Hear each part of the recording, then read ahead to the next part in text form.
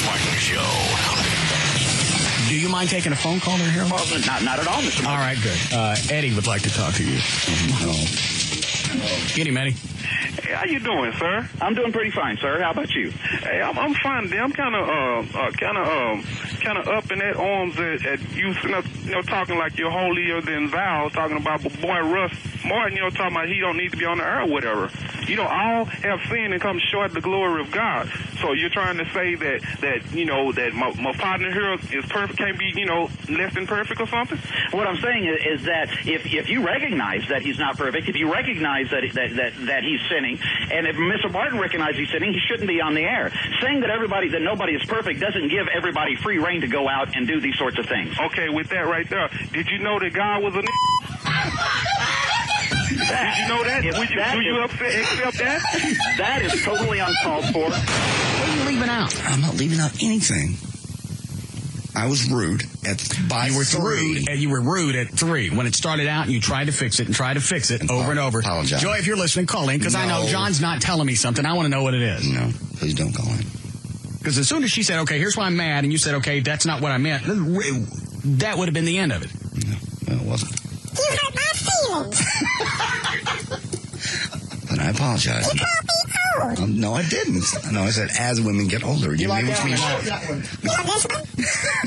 Which means you're... I don't even know what else this has. Hold on a second. Which means you're quite young. No, you called me old. I didn't. You're young. You're beautiful. Obviously. You still get... I even said this. You still get carded when we go out. Obviously, you're... That's because I don't like that. No. Hello? No. That's your ring. Hello? No. That's because they don't think I look old. Obviously, you think I look old. No, I don't. Why you call me old? I didn't. I wish to hell I'd never said that. This one. Yeah. This one. Oh, my girlfriend's an alien. Great. That's all I could think about last night. You called me old. And I totally apologize if that's... I know you're going to make me cry. Yes, I know. Why can't it just end? Why can't you treat me like you used to? I do. Treat you better You than... never called me old. I didn't. I did not call you. I said you're beautiful and young, vivacious. So, how come this argument ain't over? I don't know! Is that a chick on the phone? Oh. What is it, Crystal?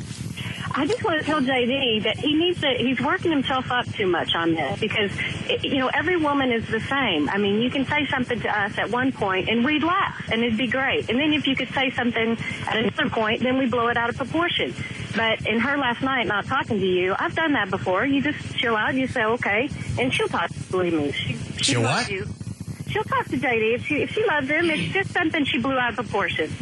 That's what it was. I mean, that's the way it is. Women are like that. Well, I understand that, but why is it you can't take the entire picture into consideration of look at everything else he's done, really what he said? It's not like he said, you know what, I'm not chewing on your thing anymore because it smells like the freezer shut off at Kroger. He didn't say anything like that. He said something that she had to read. She had to go out of her way to read something into it. Well, women... You don't hold guys responsible for crap like that. That's absurd, and that's a way that you lose a man in the long run. Well, women, you say one thing and we're fine with it and we laugh, and then you say one thing and we blow it out of proportion. Well, then you guys need to be consistent on something. Either be bitchy all the time so we know what the line is, or be nice all the time so we know what the line is. But stop this flip-flapping crap. Oh, you wouldn't want us to be bitchy all the time. At least I would know what I'm coming home to. I don't like to gamble. Well, JD... Your bitches are a scratch-off ticket every time I come home. The Russ Martin Show.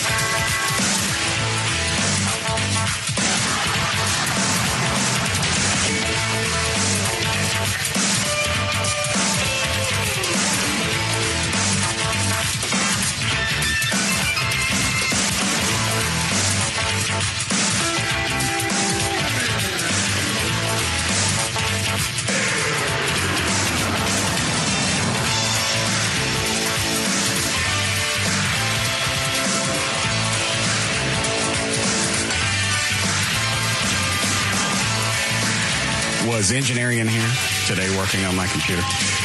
Yes. Okay. They did as you asked and moved it. They move it away from the internet? No, they weren't supposed to. Oh. I got no internet. They can get that fixed. I don't want them to. Okay. I can get that fixed. Every time they come in to fix one thing, they always leave a couple other things dangling. When they moved it, did they check it? Yes. Did they check the audio when they fixed it the other day? Yeah, that nice hum that they put in the console. That was the first thing Jay Walker said to me was, I checked it. There's no hum. No hum. There's also no internet. How'd I get the hum then? No, this is today. Oh. Why didn't they check it the first time when they gave me the hum? Details. Okay. But you don't know if they checked to see if the computer was working. They just moved it. I do not know. Okay. I thought I asked not to let them come in here. You also asked them to move the computer. No, I said it could be moved. I didn't want them to do it. Who told him? Oh, this is good. Who told engineering to move my computer? Gavin.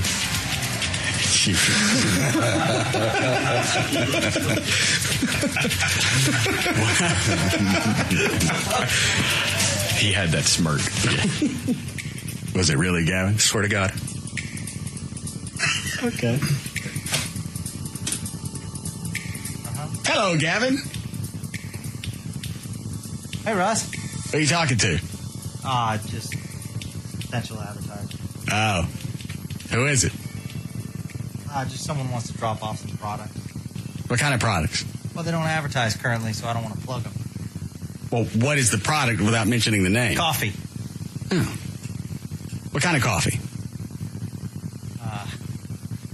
They have a new product. I don't know, some kind of fancy coffee. The gourmet stuff? Yes. I like the gourmet stuff.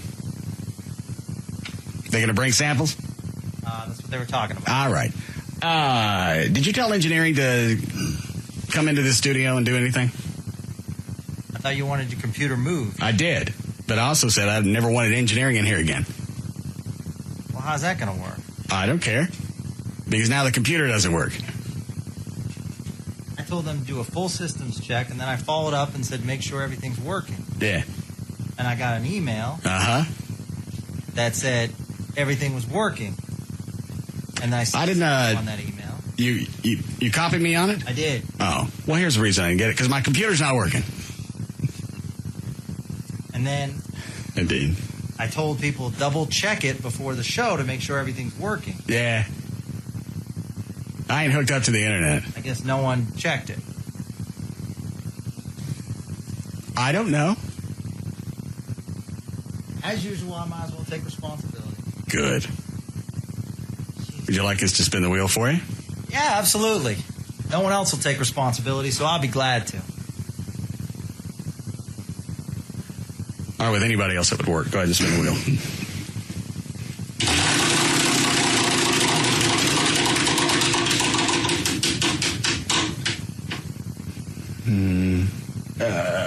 All right, I see what it says.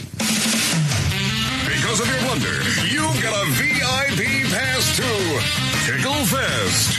You are about to laugh until it really hurts. Sit back and relax as we count your ribs and tickle the shit out of you. Good luck. All right, somebody make a note so I don't forget. We'll do that to him later. All right. Let things slow down. JD, did anybody from the midday show talk to you today? No. What's wrong with them? They knew I was kidding. No, I don't think they do. Well, they should. It's just rude. Why? I was kidding. I don't believe they slam you. I was kidding. I don't think they talk about us at all. They don't. I'm just kidding. And you pimp slapped them. Yeah. Technically, no. Technically, how? Bam! Feel my pimp hand. Technically, how? I didn't say anything about Bugs and Kelly directly. Everybody knew what you meant, and that's really all it takes. That's why I said technically. Would you like to relive the moment? I'd rather not. Well, I'm not talking to you. Why? I feel we need to so we can understand the gravity of the comment. Jesus. Yes. If I'm going to give you money for no reason, I'm going to make a reason. And we're talking about social services, people who don't graduate high school, don't want to do anything.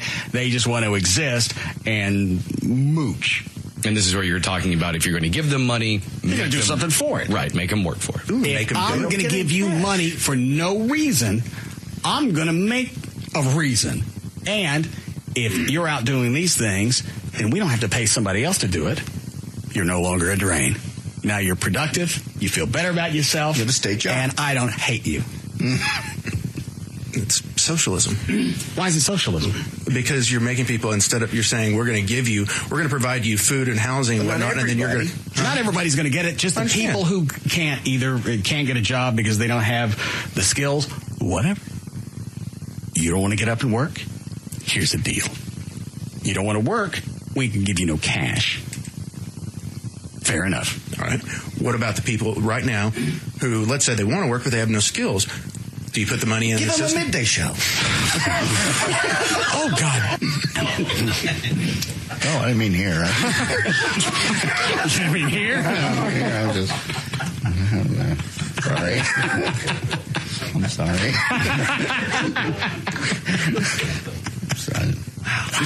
That's a lot better than where I was going with this. And Pugs dropped off a message for JD. Oh, Jesus. Now, why is it okay that Don Imus says something stupid and he apologizes and we say, he apologized. I apologized 6 seconds after. And it's not okay. Because that's not what we're talking about. That's what we're talking about. My apology. I said I was sorry. Imus didn't really slam the Rutgers team. No. I made a comment about their appearance. I just get them a midday show. That ain't what you meant. You don't know. Hey, JD, how you doing? It's Pugs. You know, the midday show, the one that you show frequently, like the Bash. Let me tell you something, dude. If you want to talk f***ing shit, you big fat f***ing dick, talk. God, there's some pent-up frustration in there. I used to like him. I believe he's calling you out. I believe he is. Hey, JD, how you doing? It's Pugs. You know, the midday show, the one that you show frequently, like the Bash. Let me tell you something, dude. If you want to talk f***ing shit, you big fat f***ing dick, talk to me in the hallway. Don't be that pussy walking around, hey, buddy, how you doing? You know what?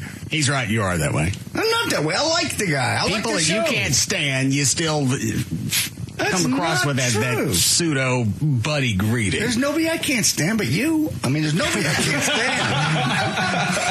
stand. But you still use that. I like everybody. I like everybody that works there. It's kind of a unique situation. Oh, you do that. You'd be nice to Dan Lewis. I don't like you. I forgot. Screw you. You're a guy who sits around on his fat ass, cackling like some baboon. He's got me on that one. I don't think he's digging your business. No, I guess not. At the tail end of somebody else. That's me. I understand. I enjoy Pugs. Fight a muffin. Guy who sits around on his fat ass, cackling like some baboon at the tail end of somebody else. That's me.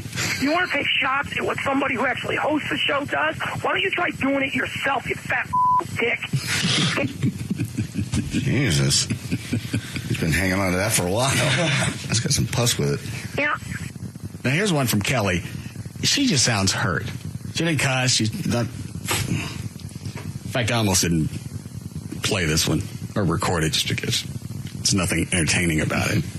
But you've heard her feelings. I don't understand it, JD. I came into work today. I'm all happy, like normal, and I brought in cookies and stuff to share with everybody, and then I find out that you're insulting us. I don't get it. Did I do something? I mean, I try to be nice. I try to offer things. I had stuff today to give away, but, what the hell? Had I done something else upset you? Did we say something about you? I don't get it. Don't drag me into it. Thanks. Now, I feel actually worse hearing that than I do hearing Pugs. Well, then I'm glad I played it. Because if I hurt somebody, that's a lot worse than if I piss somebody off. Well, different people react to pain. I don't care about pissing off. I care about hurting people. I feel really bad. Well, obviously you bothered Pugs. He's just dealing with it in a different fashion. Okay. Hey, JD, how you doing? It's Pugs. You know, the midday show, the one that you show frequently, like the bash. Let me tell you something, dude. If you want to talk f***ing shit, you big fat f***ing dick. Well, there's going to have to be some type of resolve to this. I don't see us getting closer. But you didn't call and apologize to him. I apologized 6 seconds after I said it and did it on the air. Did you call him? No. Well, that was a personal comment. It's like with... he didn't apologize for calling me those names either. You started it. But he's answering back. What? He's called me that twice. I only called him a loser once. You're not making any sense. He continues to fight. How can we resolve it if he continues? Because you haven't called him. And that made it even worse. And you just called him a loser. Oh, shut up. Talk to me in the hallway. So how do you blame him for this? Okay, let him get it out of his system, and then I'll apologize to him. Big tub of lard. You may want to work on your communication skills if you're going to go visit with him. Don't be that pussy walking around. Hey, buddy, how you doing? You know what? Screw you. You're a guy who sits around on his fat ass, cackling like some baboon at the talent of somebody else. That's me. I understand. You want to take shots at what somebody who actually hosts the show does? Why don't you try doing it yourself, you fat dick? Give me a napkin. Yeah. That's a good one. I'm glad you enjoyed it. I don't know what it is, but there's something special in the way that he says that. The last part? Yeah. Sincerity. Yes. At the talent of somebody else. You want to take shots at what somebody who actually hosts the show does? Why don't you try doing it yourself, you fat dick? It's almost got a musical beat to it. Yeah. You want to host a show by yourself one day? No. But you want to take shots at our midday show who does nothing but come in there. Oh, you shut up. I will not. Started with absolutely nothing. You've been able to hang on to a gig for 5-6 years. Yes, they have. They've done very well. They do well on the radio. Okay, I'm the one defending them. You're the dick. I got nothing against them other than it was just an easy shot. It was. You guys like. You know they're very sensitive about that. Oh, Jesus Christ. They don't listen. How they ever heard it, I don't know. They listen to the show. Yeah, they listen. Bugs has called in before. Kelly's called in before. It's been a while. I've got emails from both of them about different things we brought up or comments about the show. Yeah, they listen. All right. And to say things like that take into account absolutely nobody's feelings is irresponsible. And it's detrimental to our team feel. Pardon me while I cackle at your last comment. Is that all you're going to add? You're just going to stand there? I got nothing else to say. I'm being attacked. What do you want me to say? Defend yourself. Do something. Don't just stand there and wait for something else to happen. Do something. No, I don't want to do anything. I'm being attacked. What do I want to say? You're being attacked because... No, this is a counterattack. You started it. Go apologize to the turd. Okay, should I leave right now and go do it? Are they still here? He's right there. Trey, why don't you bring him, man? Okay. Go get him. Perhaps you should tell me what you're going to say so I can fix it before it gets down. I'm not just fixing anything. I'm just going to say, sorry, man, if you took offense to the comment that I made on the air. That's not doing it. That's an apology. What else can I say? That makes him sound stupid. I'm sorry if you took offense to that. Obviously, you're not smart enough to figure out satire. Clearly? Okay, I could say that. I'll guarantee you when Imus went and visited with Wutkas, he didn't say, I'm sorry you took it the wrong way, because that makes them sound stupid. They did. What I said, here's what he said. I was insensitive, and there was no reason for the remark. That's how you address it. Okay. You do whatever you want.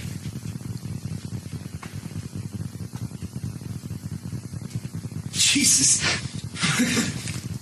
You look very angry. Sorry to do this. Do what? Well, I don't care what you do. You called me talent. Well, you're the host. JD, honestly, what's going on? I thought we were always all right with each other. We are. I made a mistake. Admit that was a bull crap thing to do. I mean, we're over here. We're supposed to be on the same team. Yeah. I mean, it's easy to take pot shots from the sidelines. Let this man talk. Honestly. Go ahead. I mean, Go ahead, Pugs. I can't explain it. You're one of the nicest guys when you're walking around in the hallway. You're as two-faced. Yes. I am not two-faced. What would you call what just happened? If that's not just two-faced, a punchline. I was just trying to be funny. All right, but why has it got to be always at me? What's that about? That was just an easy punchline. Yeah, okay, so pick on the retarded kid on the playground. Easy punchline. And between the time Pugs left the studio down there and came into here, he had already referred to him as stupid. I never called him stupid. I said, I'm sorry if you took it the wrong way. I apologize. Well, how exactly was I supposed to take it? What was the right way to take it? It was a joke. How did you mean it? It was a joke. Let's listen to it again. Oh, God, Russell. Possibly you can explain to us so we'll all understand. You suck. This is beyond ironic. Why? Because normally I'm not the... You're certainly not any bad, no. If I'm going to give you money... Let me jump to the offending part. Sure. No reason to waste our time. Can't get a job because they don't have the skills. Whatever. You don't want to get up and work? Here's the deal. You don't want to work? We can give you no cash. Fair enough. All right. What about the people right now who, let's say they want to work, but they have no skills? Do you put the money in Give the them system? a midday show. Oh, God. See, and Russ laughed. You enjoyed it. No? You did. Say it. I gasped. Didn't I? You did. You pussy. But I don't care who laughed. I care about who said it. All right. What would you like me to do to apologize? Well, your apology is going to be insincere. I mean, you're being... Yeah, actually, apologize Pugs is 6 right. seconds after I said Pugs is right because you were forced into the apology. Keep playing it. Why don't you just beat his ass? You know what, Russ? If I wasn't afraid that I'd get fired, I mean, JD, Mr. Protected around here. Don't say anything about JD. I apologize. I just told you could beat his ass. And usually everything that happens on this side of the door is pretty much free-for-all. Yeah. And you could probably take him. Probably. Probably? Shut up, John. No, I'm not going to shut up. Yes, you will. I'm not. Oh, yes. I won't. You will. How old are you, Pugs? 38. Yeah. He can beat your ass. Of course he can. He got hit in the head with a beer bottle in Chicago and stood there and looked at the guy and went, okay. Why somebody? And then I beat his ass. And then you beat his ass. There's no doubt you could beat my ass, is my point. Well, don't turn into a coward all of a sudden. Now you're making me look like an idiot. Stand up to the guy. Get your ass beat. Think you're beating like a man. I heard that story. Why'd you get hit with a beer bottle? Somebody grabbed Kelly's ass in a bar. Oh. Yeah, they're just punk kids. Well, why'd he hit you with a beer bottle? That was his buddy. He circled around me. All right, so we're at this bar. We're with like a couple of like professional hockey players, right? Okay. Big dudes. We're surrounded by big guys. You can calm down. We're all... You got him wound up. Go ahead. Look, I'm not one. All right, so this guy starts hitting on Kelly, right? This guy says, "Hey, look, she's with us. All the guys we're doing shots, we're hanging out. The girls are at another, part of the bar, just drinking by themselves." And this guy keeps coming up to her, and he grabs her ass, and I got in his face, and I said, "Hey, you don't do that. Get the F out of here." And while I was saying that, his buddy circled around and cracked me over the head with a beer bottle.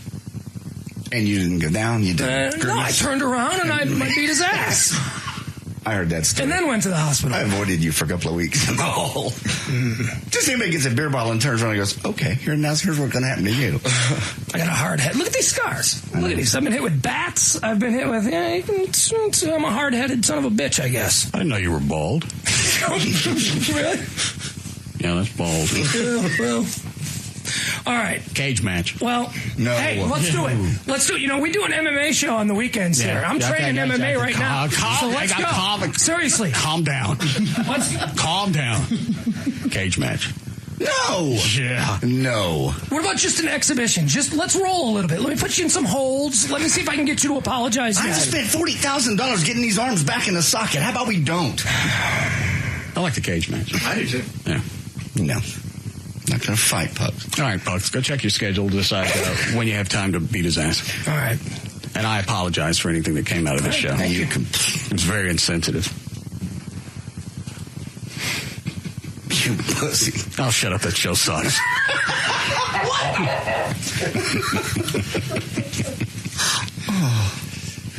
You got a shot at taking him. Oh, please. If he was asleep, you maybe. Do you work out? A little bit, not like he does. He's younger, he's strong. Plus, he got hit in the head with a bottle and just didn't even flinch. He would have blood coming down his head and turn around to the sky, apparently. How do you know he works out? I don't know. That's what they say on the air, that he goes to the gym and works out. Well, somebody's spinning stories. He don't look like he's working out. Well, that's what I heard. He started training not too long ago. Oh, he's going to wail on you because you're just old man. What was the thing he has on the weekends? Who cares? Mixed martial arts. Yeah, I'm going to take him on. That's right. Well, possibly you should play these things out in your head before you start throwing out insensitive comments. He could probably wail on you, too. You just said his show sucked. I think I can take him. You think? Why not? Well, you probably, maybe. He's a big, bulky guy. Normally, they're pretty strong. Them's and the gays. They're strong. God, you're on a roll. I didn't call him gay. Stop it. Maybe Jagger will call in. Yeah, there's going to be a lot of people in that cage. Hates me today.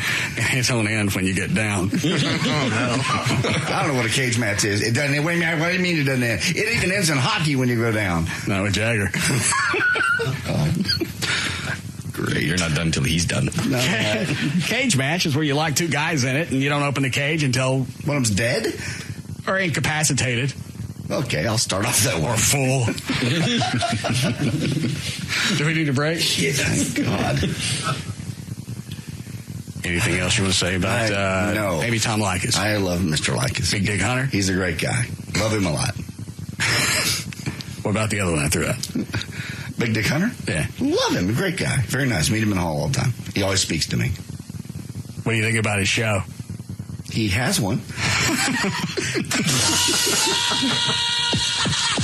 Oh, we'll be back. We'll be back to the Russ Martin Show.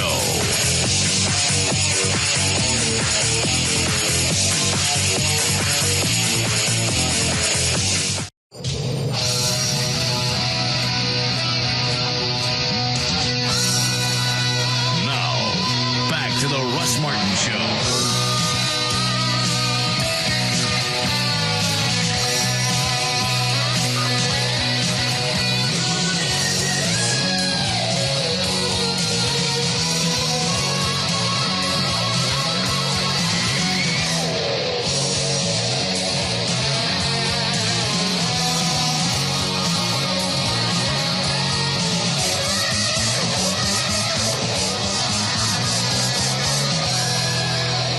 Hi, Gail. Hi, Russ. What do you got? Reliant Energy, and good news, they had cleared a wreck that was in the Mixmaster on southbound 35. 35 is blocking the two right lanes. It's gone now, but there's another one, southbound 35 at Highline in the backup, although it's on the shoulder, so it's still heavy from Inwood. On 75 northbound at Caruth Haven, there's a wreck off to the right shoulder. In Dallas on eastbound LBJ at Preston, that wreck is on the shoulder, and it's always slow in that area. Southbound 360 at Six Flags Drive in Arlington, there's an accident, a little bit slow traffic. And Texas Motor Speedway, you got some kind of race going on this weekend and some heavy traffic in that vicinity as well. I'm Gail Lightfoot on the Russ Martin Show. All right, thank you, Gail. It should be 63 for the low, then cooler tomorrow, 63 only for the high. Storms coming in tonight. We have 80 degrees now at Live 105.3. I think I straightened things out with Pugs. I went down there and gave him a hug during the break. Thanks. I really can't tell you how much that means to me that you would go to bat for me like that. And stir things up and make everybody in the building hate me. What is your problem? What is your deal? Why do you want everybody here to hate me? What did I stir up? You started all this. You're the one who had to play it. You didn't play it where I apologized 6 seconds later. You stopped it before that. You want to give me a cage match with the guy. Somebody I got to work with every day. We beat the hell out of each other. And that makes you happy. Feller. I'm not calming down. I'm just winding up. That makes you happy that everybody hates everybody. I tried to bring everybody together. I tried to act as the mediator. Peacemaker. Gandhi. Hey, my internet's back up.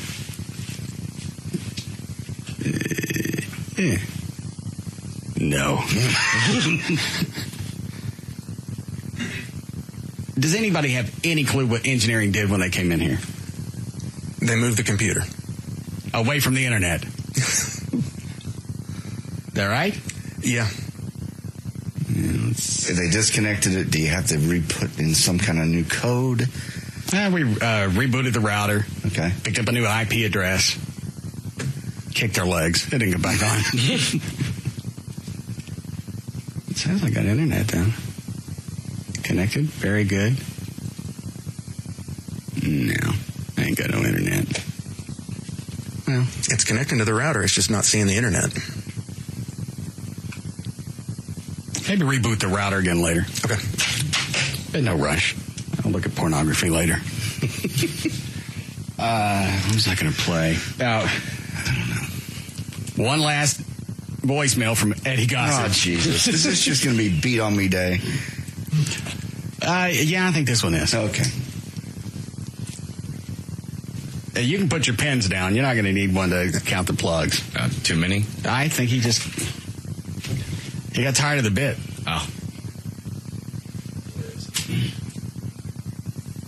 Hey, Russ, it's Eddie Gossett over at Texas Motor Speedway. Count me in on that bet you've got with that so-called sidekick of yours.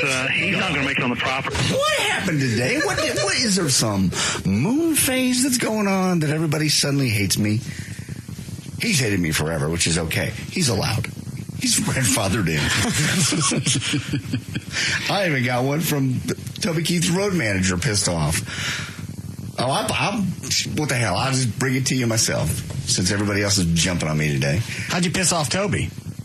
Apparently, I didn't know this, but all this stuff I bought at the Walmart, all the shirts that I bought that are for NASCAR. Today you got on the 88 golf shirt. That's a Chevy. Like I knew that. They all look the freaking same. Yeah, don't all the cars look the same? Yeah, technically. The cars of tomorrow? They just have different engines? Yeah. I mean, there's different manufacturers. Well, Chevy, whatever Ford. 88 is. Well, hang on. Do all the cars look identical or not? Yeah. Can you look at one and tell if it's a Ford, Chevy, Chrysler, or Hybrid? On the front of them, they say Impala, or I forgot what the Ford, or Camry on the Toyotas. But you can't look at it as far as the design and tell who made it. No. All right. What part of it is Ford and or Chevy? The engine. Okay. I didn't know if they're all the same. So Dale Jr.'s driving a Chevy. Whoever this 88 is, yeah, he's driving a Chevy, and I'm now. So why is Toby pissed at you? I'm in Dutch. I don't know, because I kind of tend to push the Ford product. You know what I mean? You hear that one if you want, or you can play Eddie Gossett. Everybody else hates me. What the hell? Dan, how have I pissed you off? I'm not talking to you. Jesus. I told him not to piss you off. You violent room of little backstabbing weasels. Yeah, we believe you. Back Eddie up. Count me in on that bet you've got with that so-called sidekick of yours. He's not going to make it on the property, and if he does, I guarantee you he won't stay. I'd bet my Samsung Sprint Cup shit. All right, I forgot about that. Can't help himself. I like how he lulled us into that false sense of security. Yeah, this is just going to be a real phone call. He's really twisted. He went in on the bet that JD can't make it on the TMS. Well, my time's running out. Maybe he just gets so... it's so habitual that whenever he says those things, throwing the sponsor stuff out there, he may really do. I mean, the rest of this is shtick, but he may do that in real life. We get the players, the drivers, because it's pounded into them. Anytime you're in front of a camera, you got this hat on, you say these things, here's the jacket. Don't leave anything out. So a normal conversation, they probably just throw all that in. You know, the other day when I rattled off all the sponsors, said whatever it was for, who was I talking about? Dale Jr. Okay, thank you. Dale Jr., all is sponsored. Somebody emailed me, goes, hey, dumbass, you got to put the car number in front of all that. It used to be that number 88, GMC, Mountain Dew, all that stuff. Chevy Impala. AMP National Guard Chevy. Thank you. Get it right. The what? The AMP National Guard Chevy. What's AMP? AMP energy drink. Oh. Pardon me. You've got with that so-called sidekick of yours, he's not going to make it on the property. And if he does, I guarantee you he won't stay. I'd bet my Samsung Sprint Cup Chevy Coca-Cola official uniform jacket on it. You can take it to the bank. So count me in for $200 against JD. All right? Thanks. See ya. He left out an obvious thing there at the end. You can take it to the Bank of America.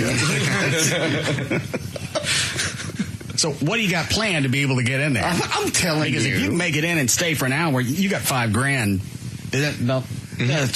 I said I'd round it up to $5,000. Yes, 5,000. I'm not we've all tell bet. you how, but I've got a plan, and I've actually, you don't know, I may even have a mole, somebody I want to split the money with that can help me get in and stay in. And Joy came up with an idea last night that's wonderful. What was hers? I'm not telling anybody. Why would I tell you before? If I swear not to repeat it, no, I'll turn the mics off. You'll call Eddie and tell him. No. I won't tell anybody. Once you say it, I won't repeat a word. There's a room full of yappies in here. Everybody hates me. Everybody. I'll make them leave. I swear on Abby. Okay. Make everybody leave and I'll tell you. All right, let's go.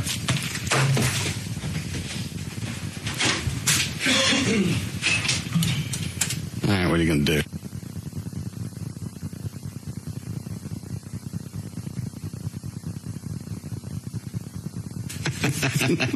Come back in. That's not going to work. It is absolutely going to work. I'll be in. It'll be a matter of staying in. You got to stay in for an hour. I know. I've got that. That's not going to... Yes. That won't play out the way that you think it's going to. I can't see how it would be flawed at all. Okay. Anybody want to guess what he's doing? Russell! You promised. I haven't said anything. You're not going to let him guess. And then you're going to acknowledge whether it's right or not. I won't acknowledge anything. Well, that ruins the bet then. I won't say a word. Trey? Wear a disguise and hide in the backseat of a car to get in? Nope.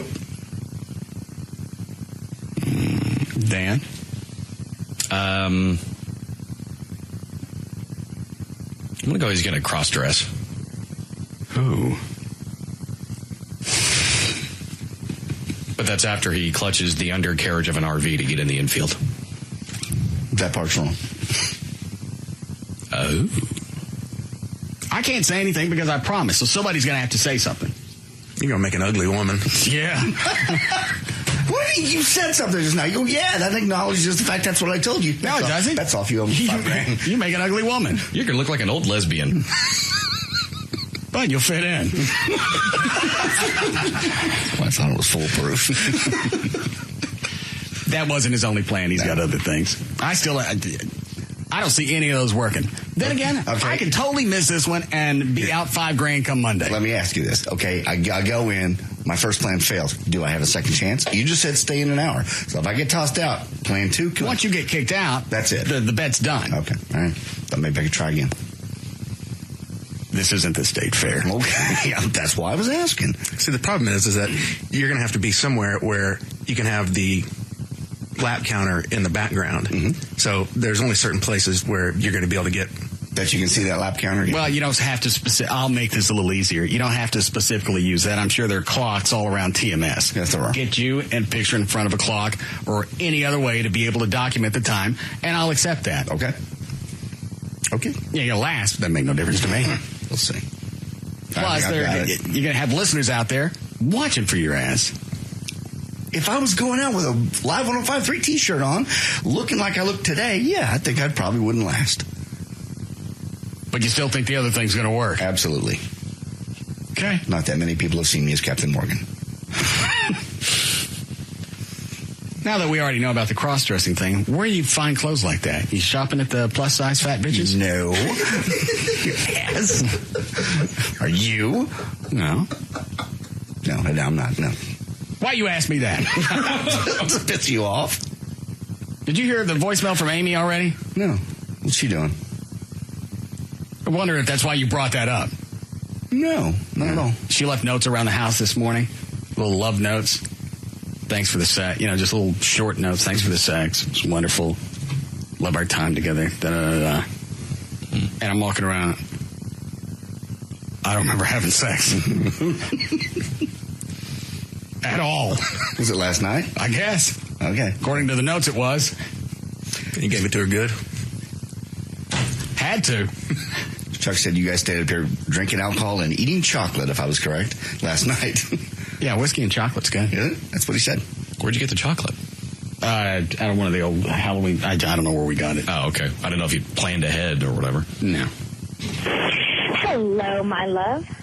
And then she left this. Hello, my love. I just wanted to call and thank you again for the sex last night. It was a truly gratifying experience. Oh, and by the way, if you are going to fall asleep on top of me again... Well,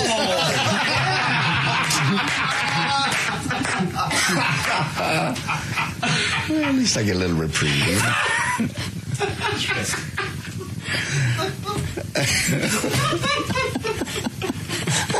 I can only imagine where this goes from here. Oh, it's a short message. Okay. Oh. Hello, my love. I just wanted to call and thank you again for the sex last night. It was a truly gratifying experience. Oh, and by the way, if you are going to fall asleep on top of me again, maybe you can lose some f***ing weight.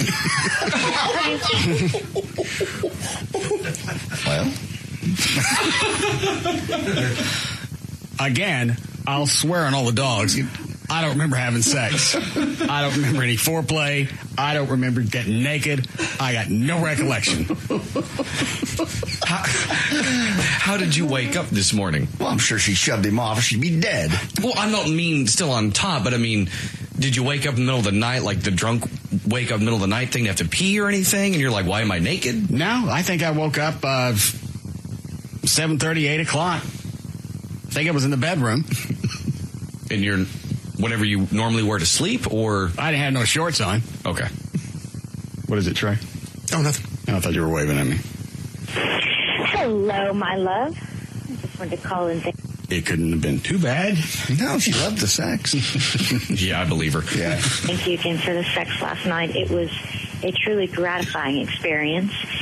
Oh, and by the way, if you are going to fall asleep on top of me again, maybe you can lose some f***ing weight.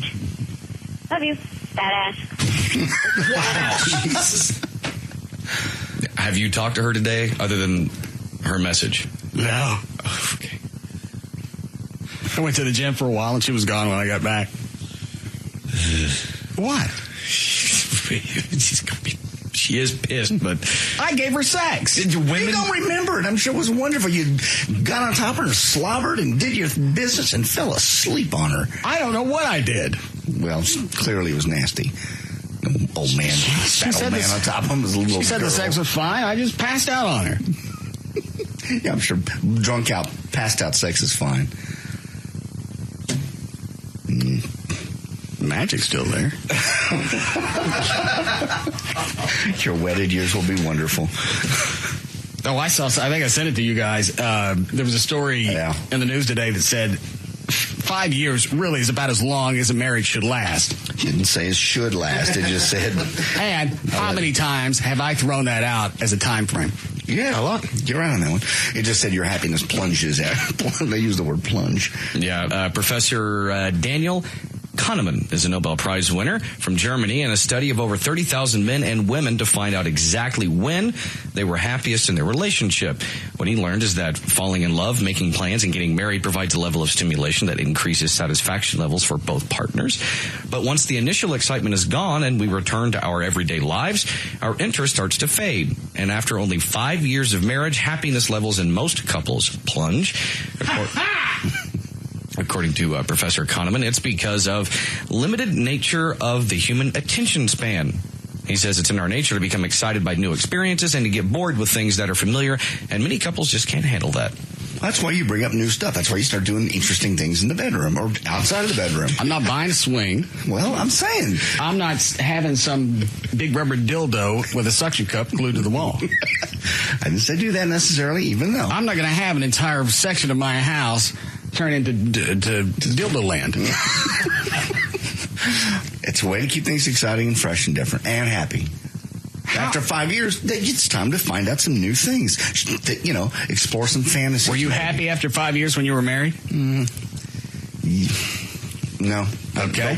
But again, that being said, we never did fun things. We never tried to change it. We never explored it. By then we were having kids. You can't count the relationship you have with Joy. You can't equate that as marriage. Why? She doesn't live with you. You don't see her all the time. You get a respite, 3 or 4 days at a time. She's only there. She's not even there every weekend. That's true. Yeah. It's not. Which allows you time to do other things. I don't do anything else but go home.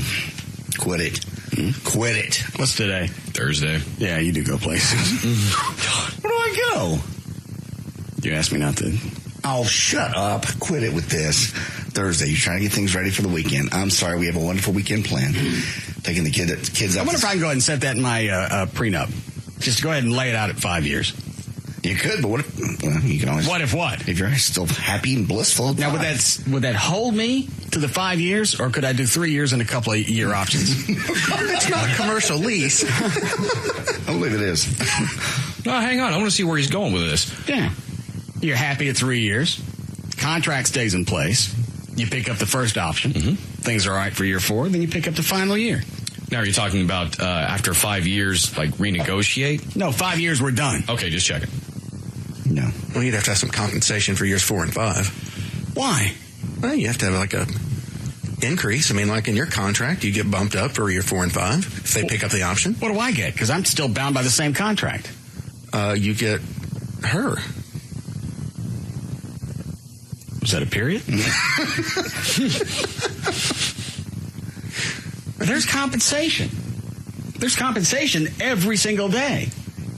Last night was a prime example of it. God. So tired that I barely could stay conscious, and I still get up enough energy to give it to her good. You think? You think? Now, don't drag me into this. I don't remember being that drunk. Chuck said you guys were putting some away here, but I don't know. Did you? No, I went home and drank. Oh, did you? What? Take some lorazepam? Yes. That's a good way to not remember things. But normally I remember anything, even on the lorazepam. How many did you take? A couple. How many? A couple. And you drank a lot? Yes. That's a good way to black out. Yeah. At least I still had sex. You think? She said we did. She could say a lot of things. Or at least started to. First, you got up for 45 minutes and played air guitar. Mike Reno came over. She seems happy enough. At the beginning. Hello, my love. I just wanted to call and thank you again for the sex last night. It was a truly gratifying experience. And, in my defense, I could have edited the rest of that stuff out and nobody would have known. Oh, that's true. Oh, and by the way, if you are going to fall asleep on top of me again, maybe you can lose some f***ing weight. Love you, badass. Yes, that's such a wonderful relationship. You build each other up. And I think 5 years is a perfect timeline. Love lift me up where I belong. And that'll probably only last for the 5 years. It depends on what you do. If you're done with her, and you I like the idea of the 3 years and the 2 year options. Actually, I think it works well because I think about 3 years would be y'all's ending spot. Actually, why do you pick 3? She's going to turn 30, and I think the baby thing will change. The alarm will go off. She 27? Yeah. She has turned 27? No, she turns 28 this year. When's her birthday, Chuck? October. That's mine. September. No, that's all right. Don't worry about it. Bother yourself. Why would you bother him? You should know. It's August 20th. She's never had, and again, I could miss this one. I saw it in other relationships leading up, the baby thing, and especially Diane back in the 80s. She ain't here, is she? Not today. It was, we dated for a couple of years, and then she started talking about her biological clock. And that was nonstop. That's the end of the relationship. Part of it was wanting marriage and then to start a family. Unless you're ready, My biological clock's ticking. I can't help you with that. I don't want to have kids. I don't want them now, and there's a good chance. And that was even back in my mid-20s. I knew I didn't want kids. I don't want them now, and there's a good chance I'm never going to want them. And then I went through that with a couple other chicks, and the relationships ended because of that. I haven't seen any inkling out of Amy about this. Yeah, but 30 is... There's something about turning 30 when her friends start having kids, and, I mean, that clock goes off, and it changes everything. 30 is a weird time for women on a lot of... If they've already had kids and been married, 30 is a real restless point. And if they haven't, it's restless for the other reason. I see a lot of chicks wig at 30.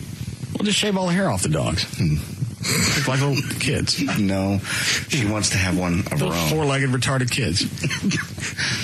She could play with a little girl she could dress up and love and... Get her a doll. That's not the same as a child. I think the best thing to do, if she gets into that phase, we'll go rent a kid for a couple of weeks, let her sit with that for a while, and see how she enjoys it. It's a very... Get one of those new ones that need all that crap. If you're being silly, you're not, because that's a real good idea. Anybody that wants kids and thinks that is going to make our marriage perfect. And they actually make dolls, right? They go through, that's got an internal timer, goes through all the different things that kids do. Yeah. Truth of the matter is, you did the perfect thing in getting Twiggy, because that, a lot of times, just having a puppy and that responsibility will stave off the baby thing. But at the end of the day, if they want it, there's no stopping it. I'm not going to have a reversal.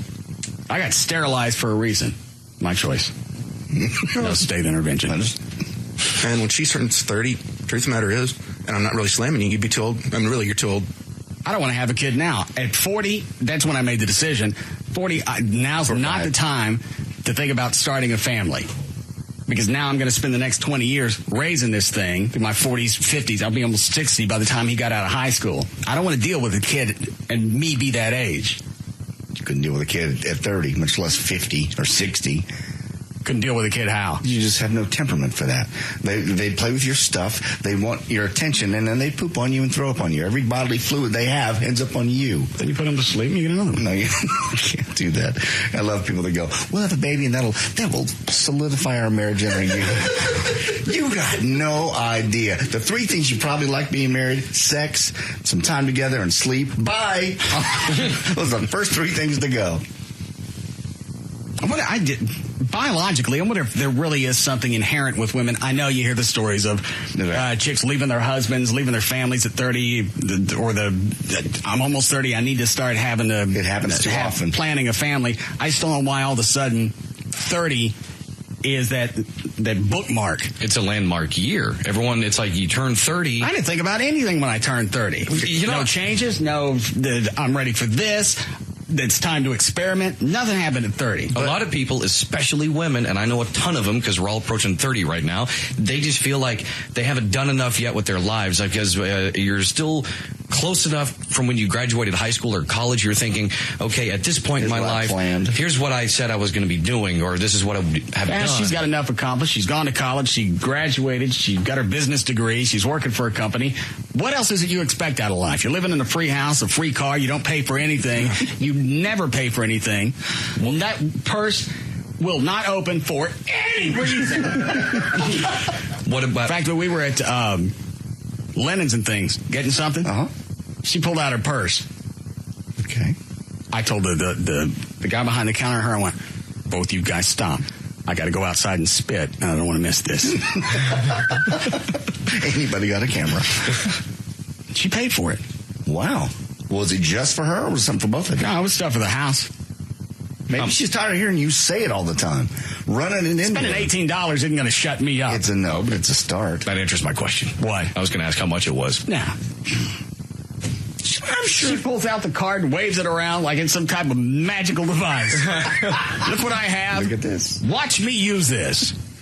Don't move until I get back. I got back, I missed it. How long before we need a break? No. All right, we'll be back.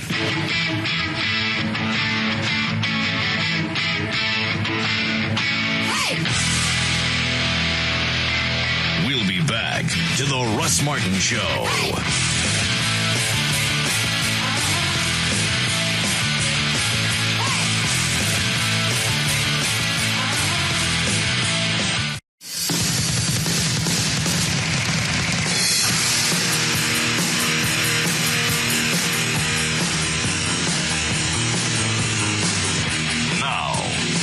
to the Russ Martin Show.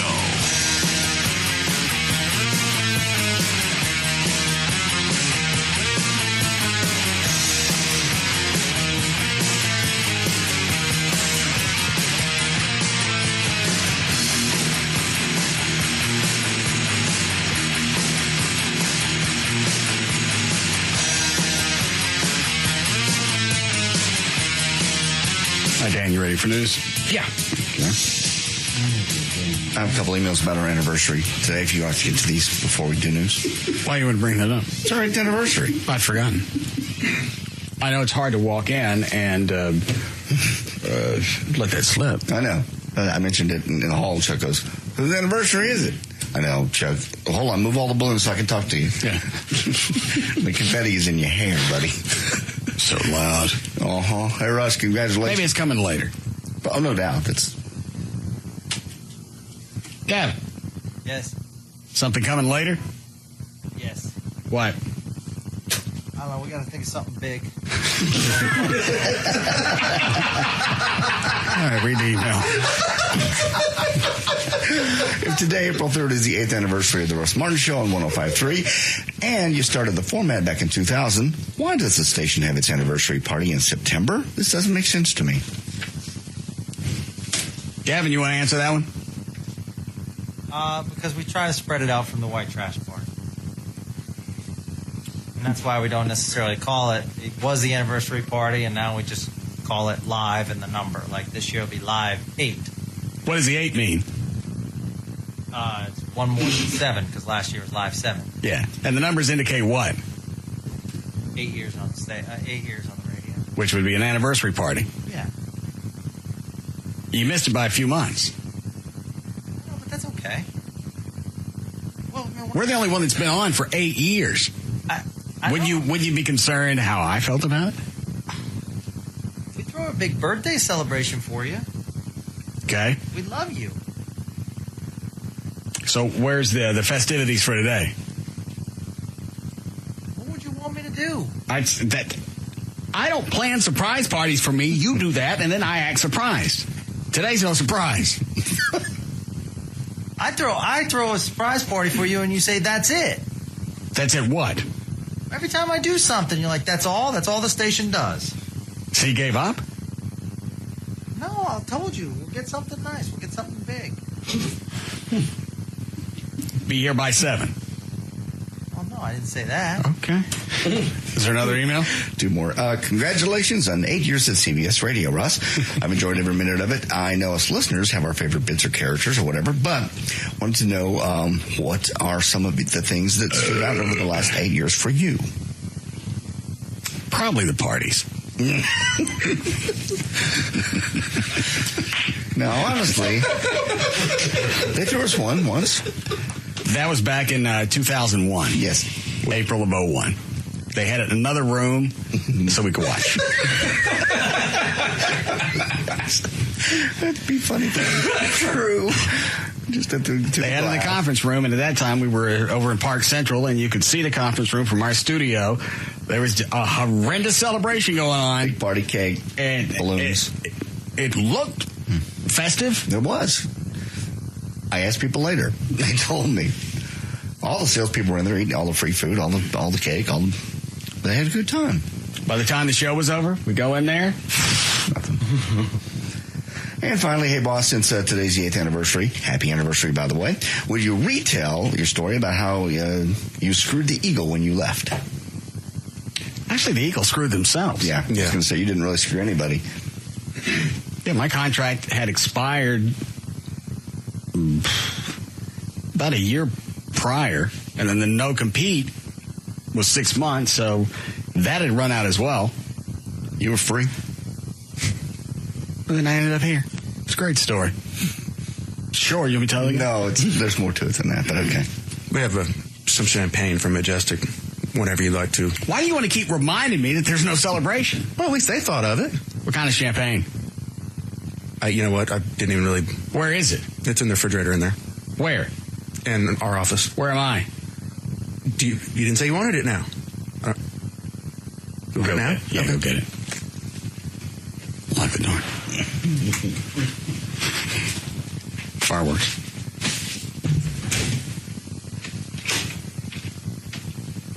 Need a lighter. Fireworks lighter. Give me a firework. Give me the lighter. There's a lighter. Ow! You're a dick. Hurry. Dan decided to check it as he hands it to me. You're supposed to grab it.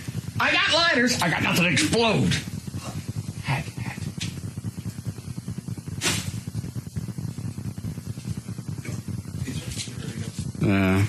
Here. Take that. Throw it out there, Eddie. And hurry up.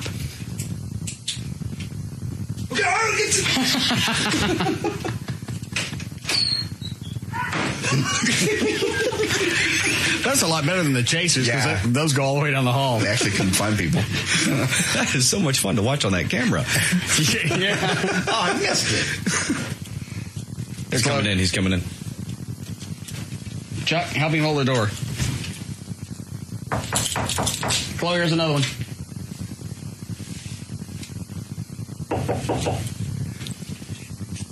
Yeah, this right side. Hurry.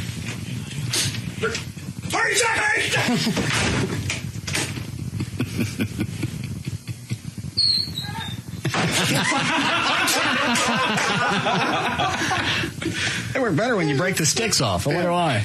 Huh. Less correctional control. Plus, here.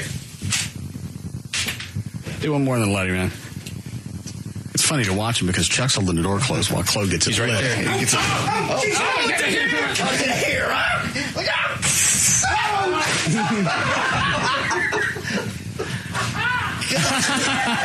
that right? Yeah. God. All right. I didn't get a chance to finish the sentence. Yeah. It used to be funny because Chuck would open the door about the time it was lit. This time the timing was a little skewed. All right, you got... It's safe, come on in. Where's the bottle? The refrigerator.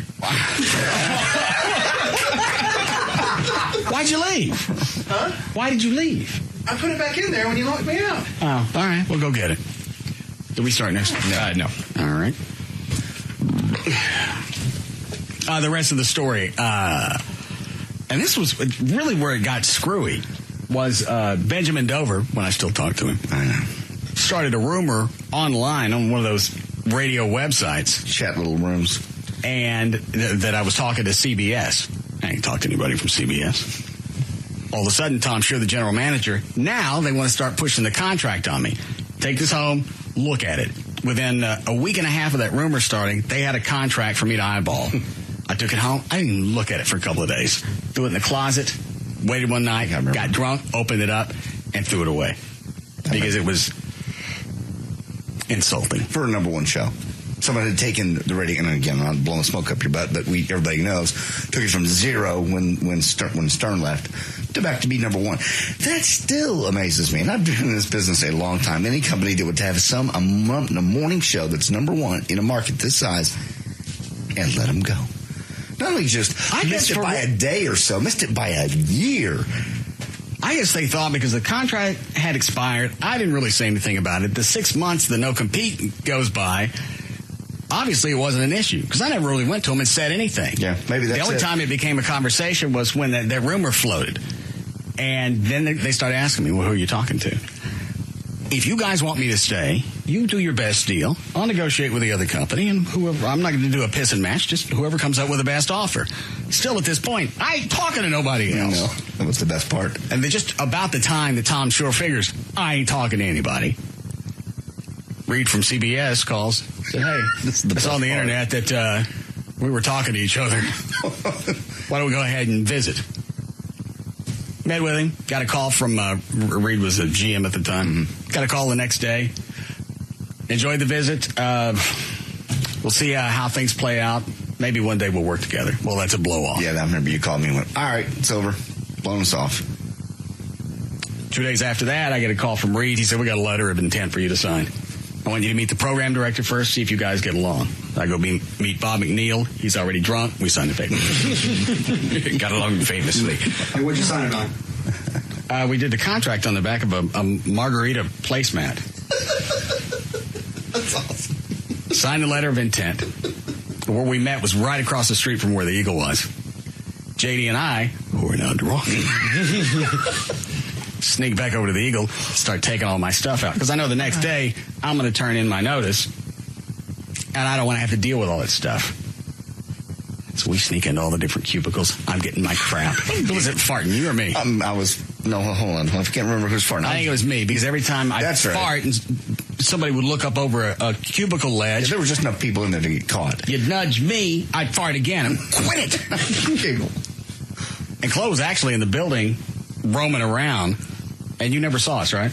No, I helped you take the refrigerator out. Oh, I guess you saw us. You leaving? Need a hand? No, and they got you the Eagle presented you with a contract. Yeah. Was that before or after they had brought on Rich Bear? That was after. Why? I was just wondering if it had already was starting to go downhill because they had brought in Rich, and then that made you less likely to even look at a contract with them. You know what he's saying? No. We don't understand. You didn't like Rich Bear. Right. Okay. If they brought you your contract after they had brought him in, saying that probably might make you less likely that you were going to stay. You understand what he's saying yet? I'm still out.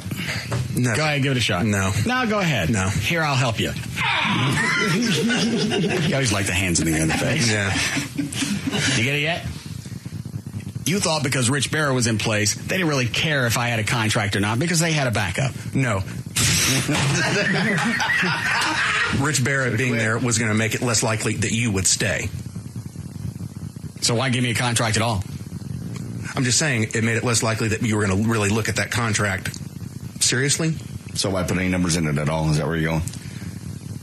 Were you even considering it? Damn. Let me take one more shot. No. I give up. Yeah. I do too. Well, I got to know now. I can't. I tell you what, jump to the end of the story, and then I'll see if I can guess how you got there. Say, this is the very last thing that you were going to say. I did. Oh, well, then I failed. If you're saying Rich Barrow was there, No. Did we start news? Not yet. No. All right. Don't talk to me no more, Kevin. You got something to say, write it down first. Yeah. You have time for news? All right.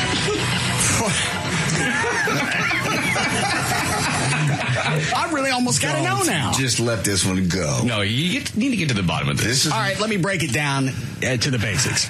I'm there. Rich Bear is there. Rich Bear probably has a contract. They give me a contract. Now go from there.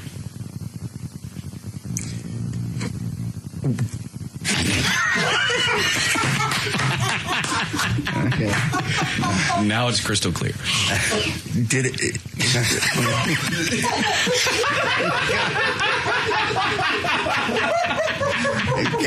Okay. Is it more? Sing it.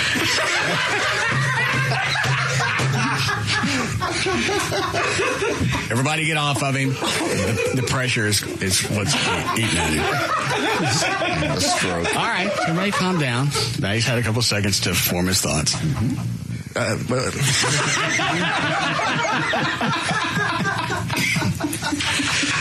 Think about it during the news. Unless you think you got it. Okay, well.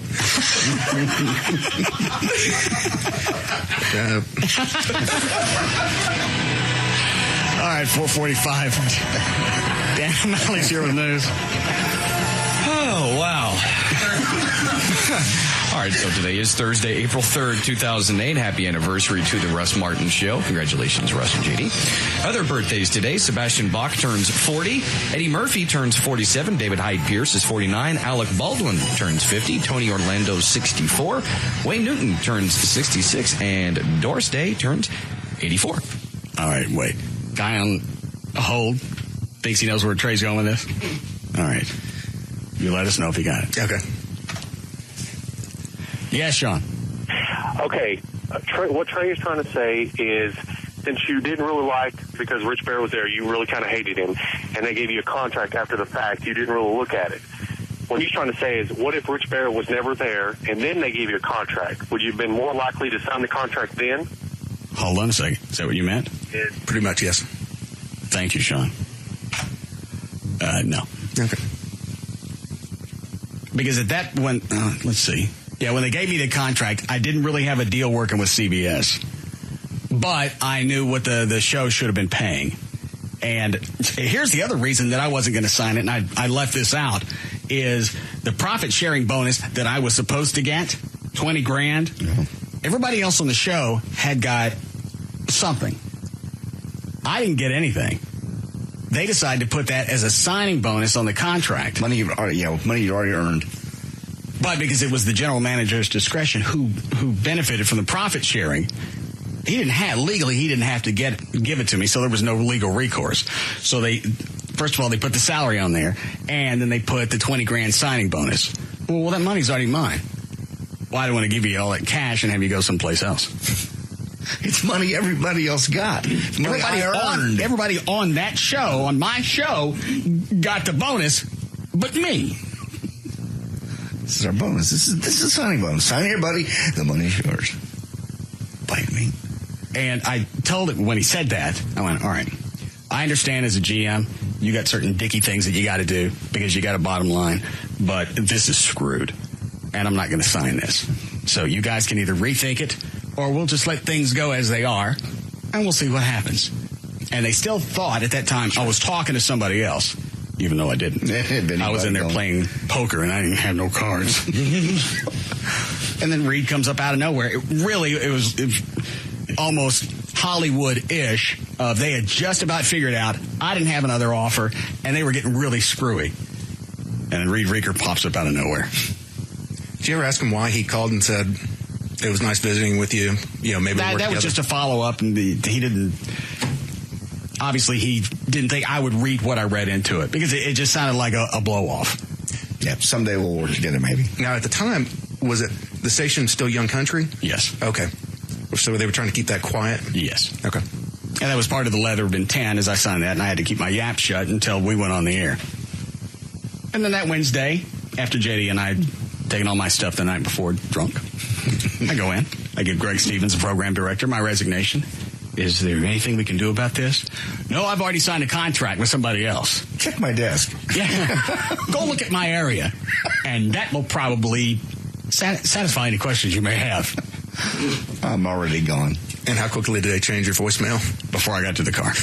God. He said, and I gave him 2 weeks' notice. I went, I knew I was leaving yesterday on the air. Never said a word. I couldn't.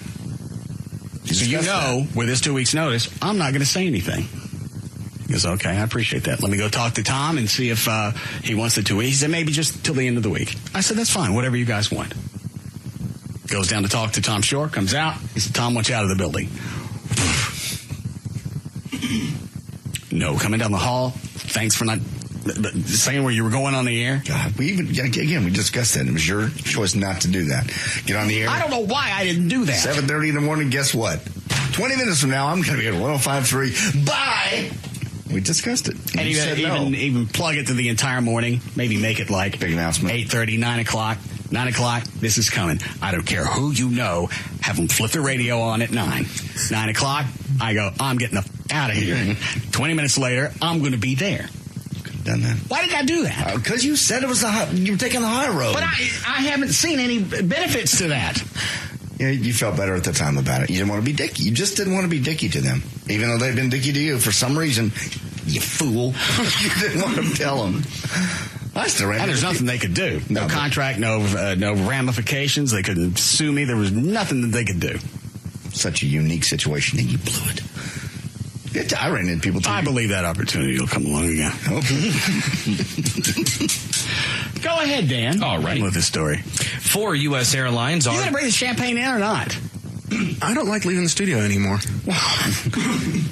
Why? Because I get locked out and have explosives thrown at me? Well, that's something you should address with your psychologist. I believe it's called abandonment.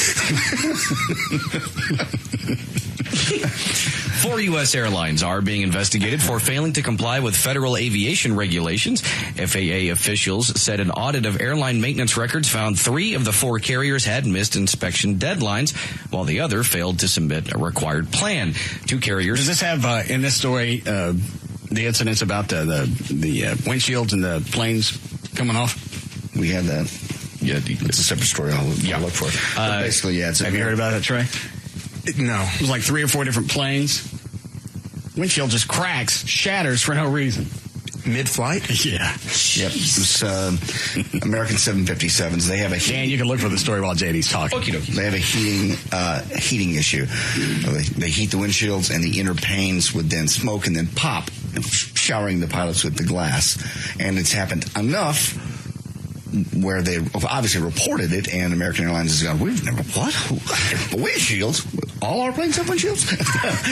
And this happens at 30,000 feet? Yeah.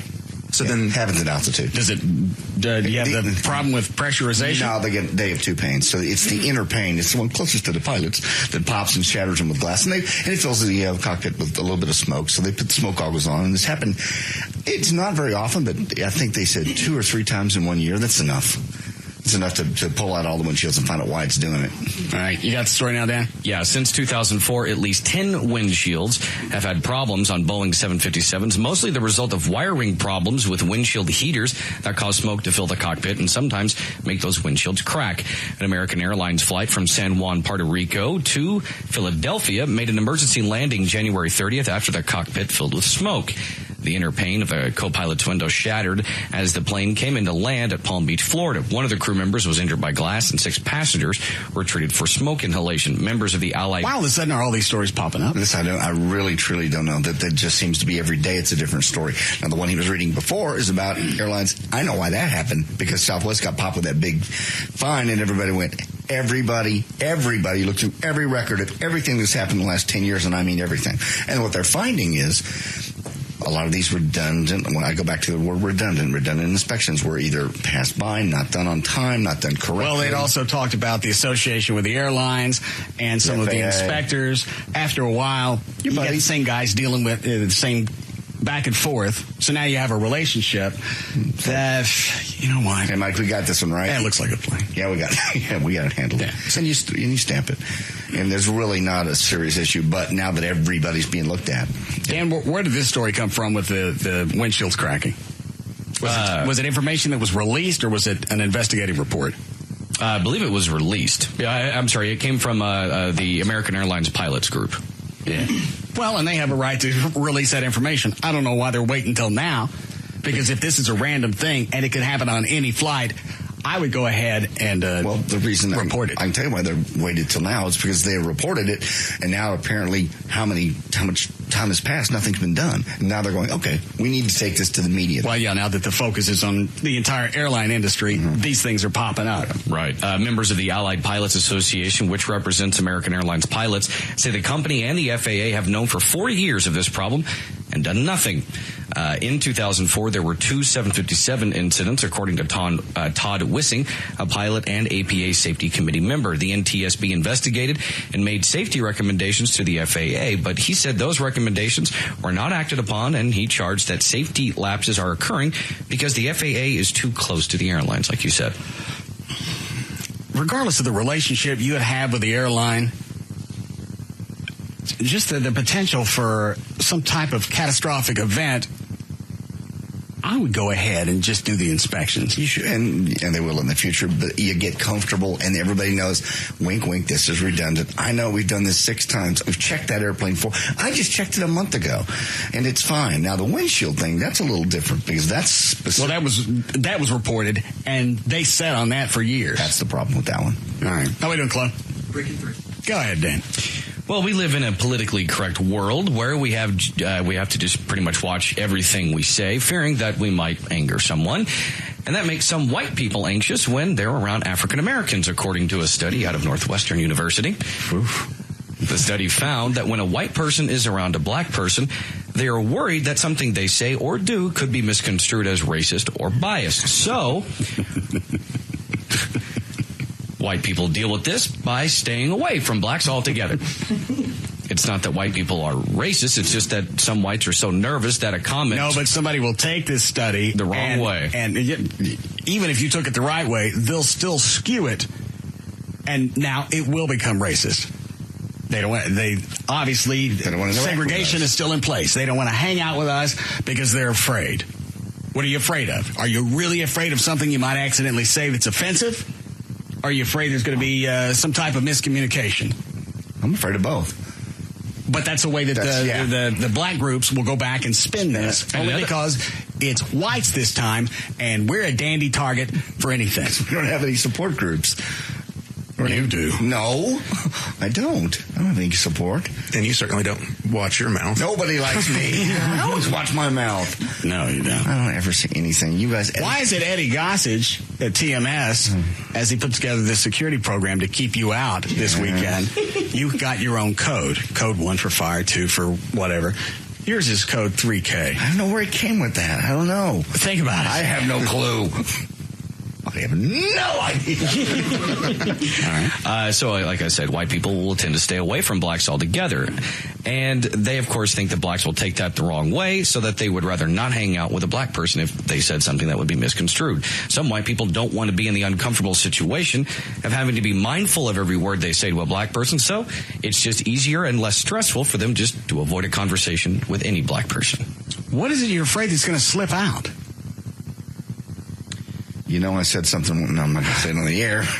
What? Just little things that Should I start the recording? No, never mind. I'm not going to go there. No, never mind.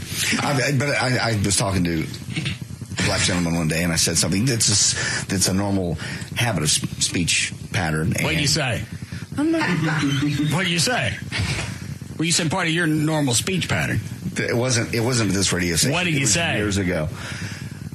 I was working. It was when I was music director at the Eagle, and one of the black gentlemen came by my office. He was a sales guy, and he goes, "Hey, how you doing?" I said, "Man, working like a slave."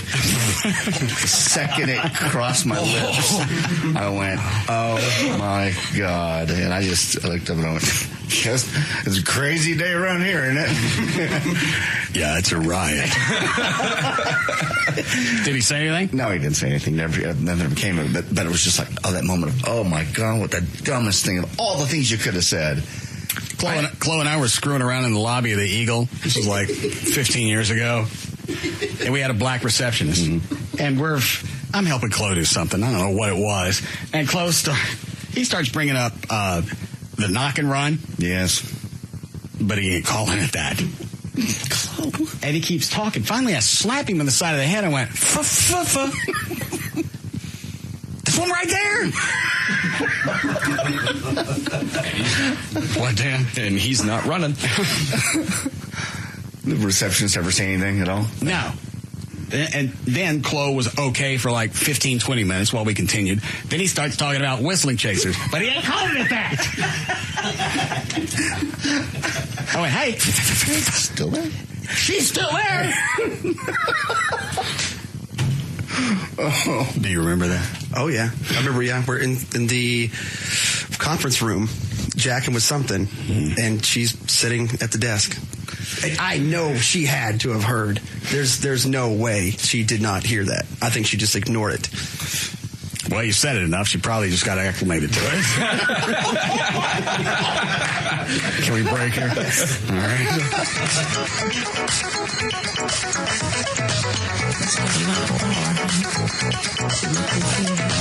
We'll be back to the Russ Martin Show.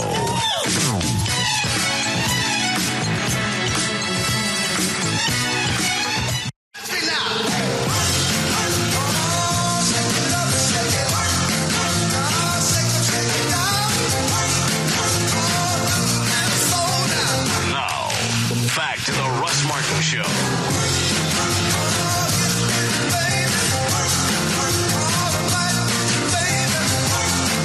Do what? Why is David Henry in here and you close the door? He came in. What? You've been having a lot of private meetings recently. Get off your paranoia parade. It's been a radio a while. It's justified paranoia. He came in to say happy anniversary. Okay. Door had to be closed for that. Oh, he also came in for a shot of whiskey. He doesn't like people to see him drink.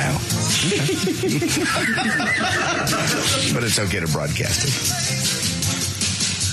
God, you didn't ask me not to. Fair enough. And he came in and he goes, "Can I get a shot?" Well, sure. You want to test your strength again? I said shot. And then he asked, "While I was in New York, were you guys shooting a cannon in the building?" I said, "What do you want to know? Were you shooting a cannon in the building?" I'm going to ask you again, what is it that you want to know? So when you tell corporate, you're clear, right? He goes, "Don't shoot the cannon in the building." He said, "The cannon wasn't really in the building. It was at the door." Yeah, that's true. The fumes came in, set off the fire alarm. That's all it was. Fair enough. It was a fun day. He goes, "I don't like the cannon." Okay. Hold on. Is that Gail? Ask her to hold on for a second.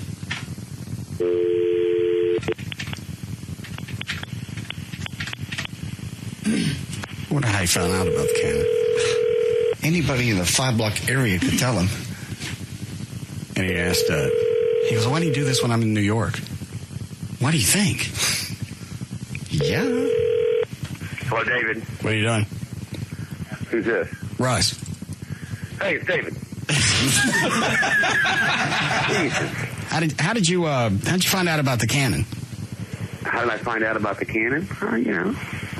I'm not telling. Well, was it Debbie Henry? Because normally No, I promise. Who was it? No, she's real cool. Who was it? Just someone mentioned there was a loud noise on. I heard it last week while I was in New York. And what'd they say? They just said it was loud. It was like a firecracker. Who told you that it was in the building? I didn't hear specifically it was in the building. That's the first thing you asked me. Are you shooting a cannon in the building? Well, I did ask you that. All right. Well, I can't reveal my source. Why? Because you'll kill them. I'm not going to. You're general manager. You're in absolute control of everything that goes on in this building. Oh, yeah, now, right. Trey.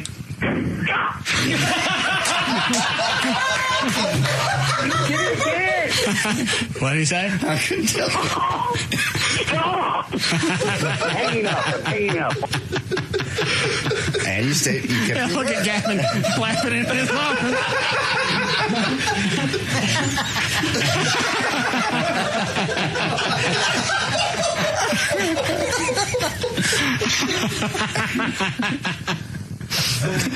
That's always my favorite part of these bits. when David Henry eats it and Gavin's giggling. What was it we did last time that you were giggling about? The shocker. That was great. Strength test, yeah. Strength test. Do we have that audio? Yes. All right. We're 18. All right. I'll let Gail do traffic. How close, Trey, were you to his office? I was about 6 feet from his wall. How did it sound? Sounded great. Yeah. Hey, you didn't get the full effect like we normally do when the mics pick it up, but you could hear the thud come through his window. That was great. And you know it was louder to him. Good trademark. Yeah. Hi, Gail. Hi there, Russ. What do you got? Dallas Auto Show in Farmers Branch on eastbound LBJ at Luna. You've got a wreck in the HOV and left lanes. Traffic's backed up past 161. On eastbound LBJ at Webb Chapel, there's a wreck on the left shoulder.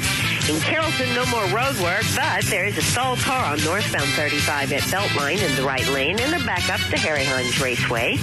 In Plano, northbound 75 at Parker, there's a wreck in the left lane. It's heavy back to Richardson.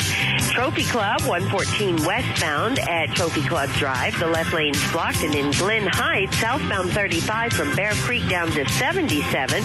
You've got road work in the right lane. It's backed up to Wintergreen. It's about a 30-minute delay as you travel from Beltline down to 377.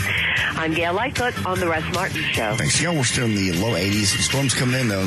Temperature's going to go down all the way until tomorrow afternoon. Matter of fact, tomorrow's high only 63, with the showers coming in tonight. 80 now at Live 105.3. All right, this is the time he grabs the what is that damn thing called? Shock.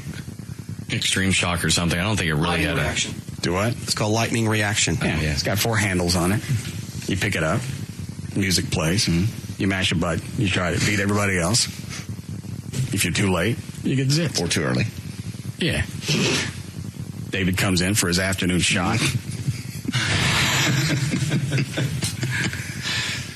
Ask what it is. Cut 18? Yes. Well, no, you've seen these at the circus. They just show how much strength you have in your hand. All right, pick that up. Yeah. Now hold it on the ground. Hold on. Right here. What do I do? Hang on. Does he have this one too? No, that one works. All right, anytime. Yeah, I'm all right. Like that? No? Is it going to shock me? No. Give him the other one, Trey. Right again.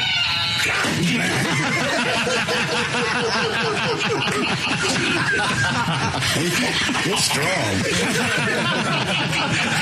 Look at Gavin in his office. What are you doing? I think he fell out of his chair. What is it, Gavin?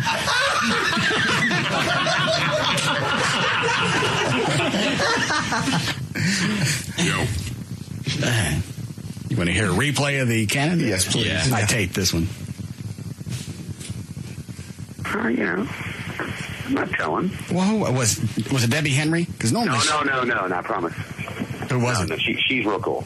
Who was it? Just someone mentioned there was a loud noise on, I heard last week while I was in New York. And what'd they say? They said it was loud. It was like Who told you? A firecracker. Who told you that it was in the building? I didn't hear specifically it was in the building. That's the first thing you asked me. Are you shooting a cannon in the building? Well, I did ask you that. All right. Well, I can't reveal my source. Why? Because you'll kill them. I'm not going to. You're general manager. You're in absolute control of everything that goes on in this building. Oh, yeah, now, right. Trey.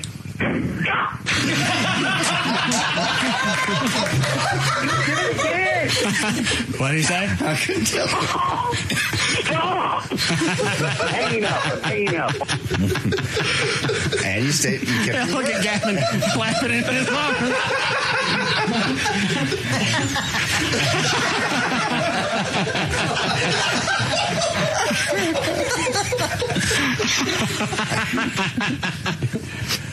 I also see here I have the clip of the car alarm going off in his office. Yes, that's my favorite. What is today? Thursday? Tuesdays. Doesn't David Henry have his classes here from SMU that he teaches? Yes. Well, what is the course in? Advertising, I believe. Yeah. Sales. Maybe they like to hear some of the audio clips. Sure. What general managers do. And how you get to be general manager. The process. CBS Radio. David Henry, please. Okay, here you go. And to listen live with 1080 streaming audio, plus news photos, video. Hello, David Henry. I don't know why, but these are now my favorite bits. Yeah, too. David, we're on the air. Russ. What are you doing? What do you want? Go Club. I'm with Debbie Henry. We're busy. What's Debbie Henry doing down there? I don't know. What are you doing down here? Why are you bugging me, too? It's my job to bug you. It's her job to bug. I don't know. She's got some problem. Are you getting some thing? I'm one big problem, Russ, and no comment. You never call me just to chat, so... I'm just chatting now. The peanut gallery. Obviously, you've got something better to do than talk to me. I'd just like to know where my contract is. Now, Chloe. I'm not going to discuss your contract.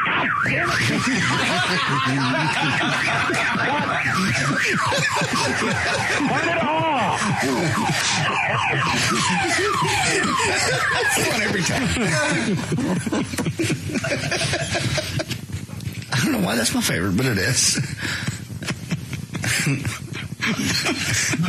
What a dope. You got him on a trip once, didn't you? Where was he? Costa Rica. Costa Rica, that's right. Oh, who was it? Was it Robbie that helped us out? Yeah. Somebody from sales. Yeah. They were on one of their big client trips. Cut 21. Completely safe. Over here? Yeah. Away from everything. We may have to release this as a CD. The best of David Henry. Just call it the Got It Files. All right, I got it now, Dan.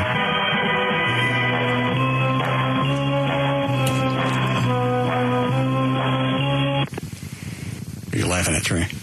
It's just funny. He's got the James Bond theme music for his ringer. Hello? David. Yeah. What are you doing? Who's this? Russ. Russ, I'm in Costa Rica. What are you doing? Call to see what was going on. You called me down on the trip? Yeah. I need a digital board in the studio. We talked about this already. Can you hear me okay? It's loud down here. Yes. Tell them now, Claude. A digital board. I'll get you a digital board. But I want it now.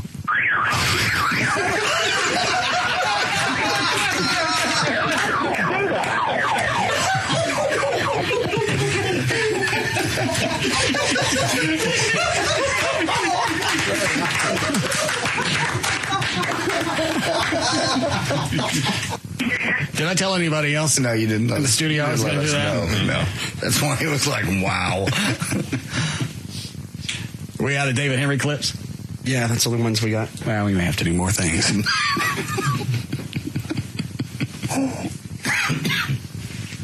Is it too soon to do the Canon thing again? You know me. Yeah. All right, run her down there. Get a bit closer to his window this time. Don't point it at the window. I've replaced enough stuff. It's one of those things, too. Even if you know it's coming, you still jump. Because with Everett on Friday, I knew that was coming, and it still caught me. I was like, caught myself in midair. Did we keep the audio from that? Did we play that yet? I don't think we replayed it, no. The audio of Everett and he shooting the things off of him, we hit him with a cannon. I don't think... I can't remember where... I think I told Dan to pull it. Did you pull it? Yeah, I had it in here on... was it Monday? No, I got busy and I forgot. Is it the where Chuck gets flustered? Or is it different? No, that was the airbag. Yeah, that one's funny, too. Let me call David. Start the recorder.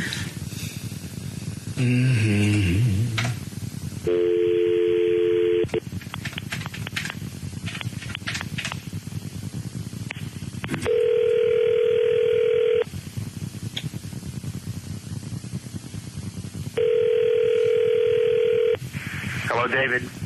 Are you still here? I'm in my office. Oh. Aren't you normally gone by now?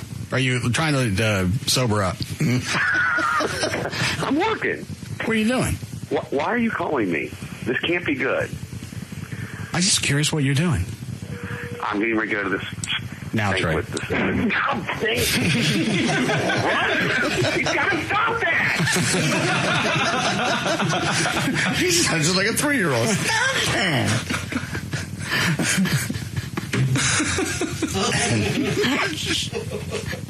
Gavin's laughing in his office again.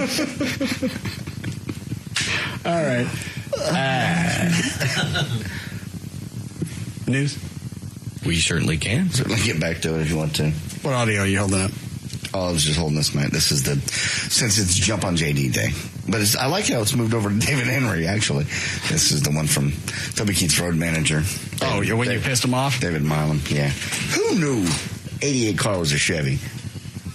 I thought when Eddie Gossage told us, it's the car of tomorrow, I just thought they were all the same cars, same engines, no variation, so everybody's on the same playing field. So how do they decide who gets what engine? Is it just a sponsorship thing? Yeah, it's a sponsorship. I mean, Ford, Chevy, and Toyota pay a boatload of money to sponsor cars. Whose shirt should I wear tomorrow? Who drives the freaking Fords? Carl Edwards, Matt Kenseth, Jamie McMurray, Greg Biffle. I like Biffle. I'll go with him. All right. When did you get this message? This morning. Hey, JD. Hey, buddy, it's David with Toby. Hey, man, what's going on over there, man? Toby heard about you popping up the big number 88 team this weekend at the races at Texas Motor Speedway. Dude, man, that's a Chevy. What the man? You knew the rules going in on this deal. I don't. Holy Moses. I don't have. There's no. Dan, quit backing away from me. Man, you better circle the wagons. There's no deal. He knows I'm a Ford guy. That's What's his name again? That's David Milam. Yeah. what is so what's he referring to when David brings that up? I don't know. You know what the deal was? There's no deal. I'm with Toby, and he's a Ford guy. Maybe. Well, what's the deal? Well, there's no deal specifically. You better circle that wagon. You and I must about to be in the same boat. No. Engines are coming. I haven't done anything. And they ain't driving Pontiacs. This is at Texas Motor Speedway. Dude, man, that's a Chevy. Man, what the man? And you knew the rules going in on this deal. He's just being silly now. It doesn't sound like it. He's being silly. It sounds like you pissed off somebody that you're dealing with under the table, and you did it on the air. I wouldn't do that. You know better than that. What's he talking about? I didn't know about the 88 being a Chevy. What's the deal going into this? You know I pay for that truck. You know I do. They don't do anything for me. All right. Parts has done things for me. What deal is he referring to? I really, truly, there's no deal. I don't know. I think he's trying to be funny. What would the FCC think if they listen to that? Oh, yeah. Huh? We send that to him, Trey. Okay, yeah, I think they have an email thing now. What are you doing? What are you trying to get me in trouble? What do you want everybody to hate me? You even want the federal government to hate me. They don't hate you. They'll just probably fine you. It's actually, hey, Gavin? Yes. Is, Plugola a criminal offense? Yes. So he could actually do some time? Yes. Wow.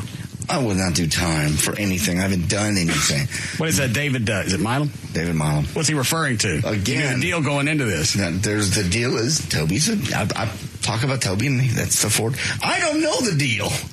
Obviously not, because you pissed him off. If I'd known there was a deal, here's it. Had I known there was a deal, I would have gone, wait. Everybody, just wait. The deal what? Here's my out. All right. If I'd known there was a deal, I would have gone out of my way to make sure that I had a shirt on that had the Greg Biffle on it. I wouldn't have You just didn't know that there were different engines in all the different cars. Damn, you got me on that one. So what's the deal? Maybe he explains. I'll listen to it. This is at Texas Motor Speedway. Dude, man, that's a Chevy. Man, what the man? And you knew the rules going in on this deal. You rather be rolling around in like a Chevy Impala? Man, I don't know what you're trying to do to yourself, man. Trade down from an F Ford 150 or something, and you're making us look bad. Tell Russ also that I got $2,000 says Eddie Gossage bounces your ass out of the racing tournament. My buddy, it's my partner. So how would he control you going from an F-150 to an Impala? He can't possibly do that since Why would he throw that out? I can show you where I bought that truck with cash. You buy this one with cash too? Did you? Yeah. I got a good deal. I bought it from the Ford dealer, and then 4 Wheel Parts did all the other stuff to it. Right. I've never asked for anything on or off the air that would in any way get me in any trouble. You're worse than a NASCAR driver. No, it's a Plugola with you. Yeah, NASCAR is everybody knows about it. It's legal. Yeah. What I've done is legal. You're like the NASCAR radio, but you don't tell nobody. What I've done is legal. I don't think so. My buddy Toby turning on me.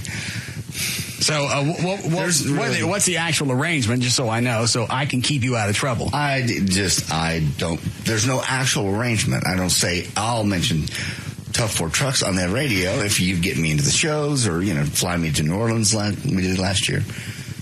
Man, you better put your ear on the ground and see if you hear them coming. Thank you, Don. Are you going to help me out? I ain't helping you with nothing. Jesus. I'm not in any trouble with anybody. You should have said something about Rutgers. I know I would have. Yeah. You know I love you and everything, but man, a Chevy? Dang. I'll talk to you later, dude. Man, you get a chance, come see us at a show. We'll be around. See ya. Bring you pink slip. They're going back to Iraq in a couple of weeks. Okay. God, I laughed. I was 4 flipping through the TV and women's basketball was on and Rutgers was playing because the championships. I go, if there's one thing I bet Imus isn't watching or doesn't want to know about. Man, I ain't never watching basketball again. I don't care who it is. I ain't looking at anything but round balls and people around it. I can give a rat's ass what color they are. Except, maybe Indians. Yeah, I could, Indians play basketball? Yeah. Florida State Seminoles? Yeah. What color are they? All sorts. You got any colors? Maroon and gold. They got gold and maroon people? I said colors. Colors. Not colors. Here, let me, let me a little more clear. Yeah. I ain't watching them either.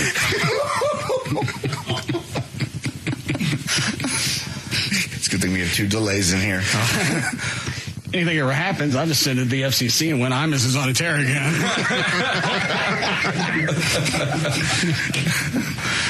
How long before we need a break, Chloe? I ain't no hell run.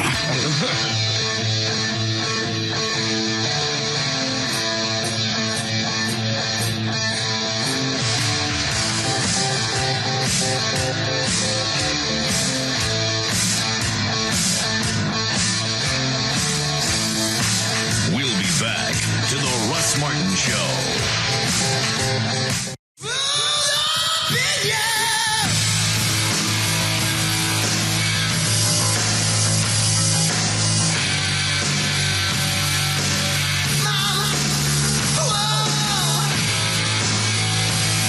Now, back to the Russ Martin Show.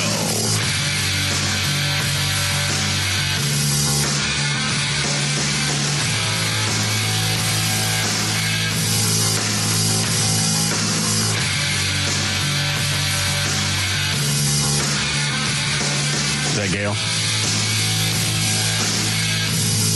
Should I run down the hall and see if David Henry's still here? Okay. Thanks. Hi, Gail. Hi, Russ. What do you got? Dallas Auto Show. Slow traffic, a long slow stretch on Stemmons northbound from 183 up to Valwood. Farmers Branch eastbound LBJ at Luna Road. The HOV in left lane is blocked by a wreck. A backup past 161. In Arlington, there's a wreck now on southbound 360 at Kingswood. It's causing a backup to I-20. In Fort Worth, northbound 35 at 287 south, there's a crash. It's on the left shoulder and kind of slow from I-30 in the Fort Worth Mixmaster. And in Coppell on 121 at Sandy Lake, your signal lights aren't working properly, and that's causing a slowdown. I'm Gail Lightfoot on the Russ Martin Show. Thanks, Gail. We're still near 80 degrees, but temperature's going to be dropping as the storms blow in this evening, down to about 63 for the midnight low, then 53 by tomorrow night, and then looks like a nice weekend. 80 now at Live 105.3. They here? No. Big pussy left. Jeez. Is that the two-way? Yes. Yes, Gavin. Can I bring a special present in to you? Give me a second. Let's see where David went.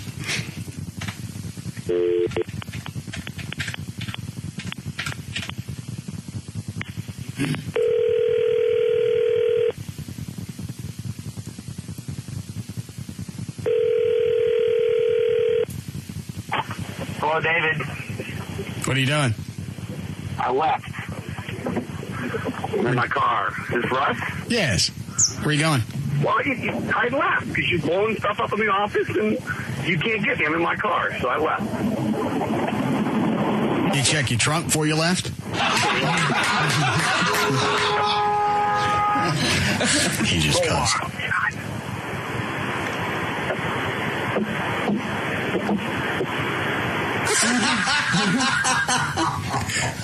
Oh, my God. I don't even think the original question I asked him got on the air, because as soon as I said, you check your trunk before you left, he dropped the S-bomb. Followed it up. God, one time I'm not taping. Bye, Rod. Huh?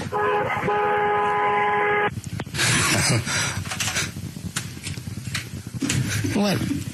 Reeks? Why? All the best parts of the bit I can't air. We enjoyed it.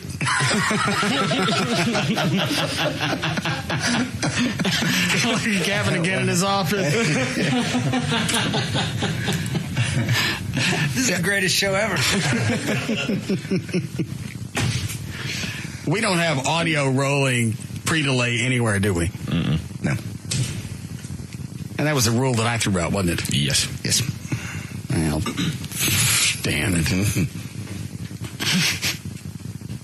We didn't stick anything in his trunk. No, but he didn't know that. He was driving down the highway. You think, is it a bomb? Is it just a car alarm? Is it something else? He's blowing his horn, trying to get off the freeway. Why the hell didn't I take that? Because then at least I could have bleeped everything and still used it. Freaking idiot. Well, like we won't get him again. I know. That one was unexpected. Yeah. All right, Gavin, what was it you wanted to bring in? I want to bring in a gift for you. All right, go ahead. Anybody know what it is? I've not seen the thing all day. Nothing. Zero. No balloons. We've only been here 8 years. I know. Come there and get. Oh, it's a good gift for you. Oh, that's David Henry's. Is that who that is? Yes. It's David Henry's assistant. Amber. You're comfy looking today. Hi, Amber. Hi. How are you? Chloe, move. Give her your headphones. Gladly. What'd you bring? Who's it from? Hello? Yes. Who's it from? It's from lovely David and Gavin. They have you go pick it up? Possibly. When did they ask you to go get something? About 6 months ago. When? Today. Thank you.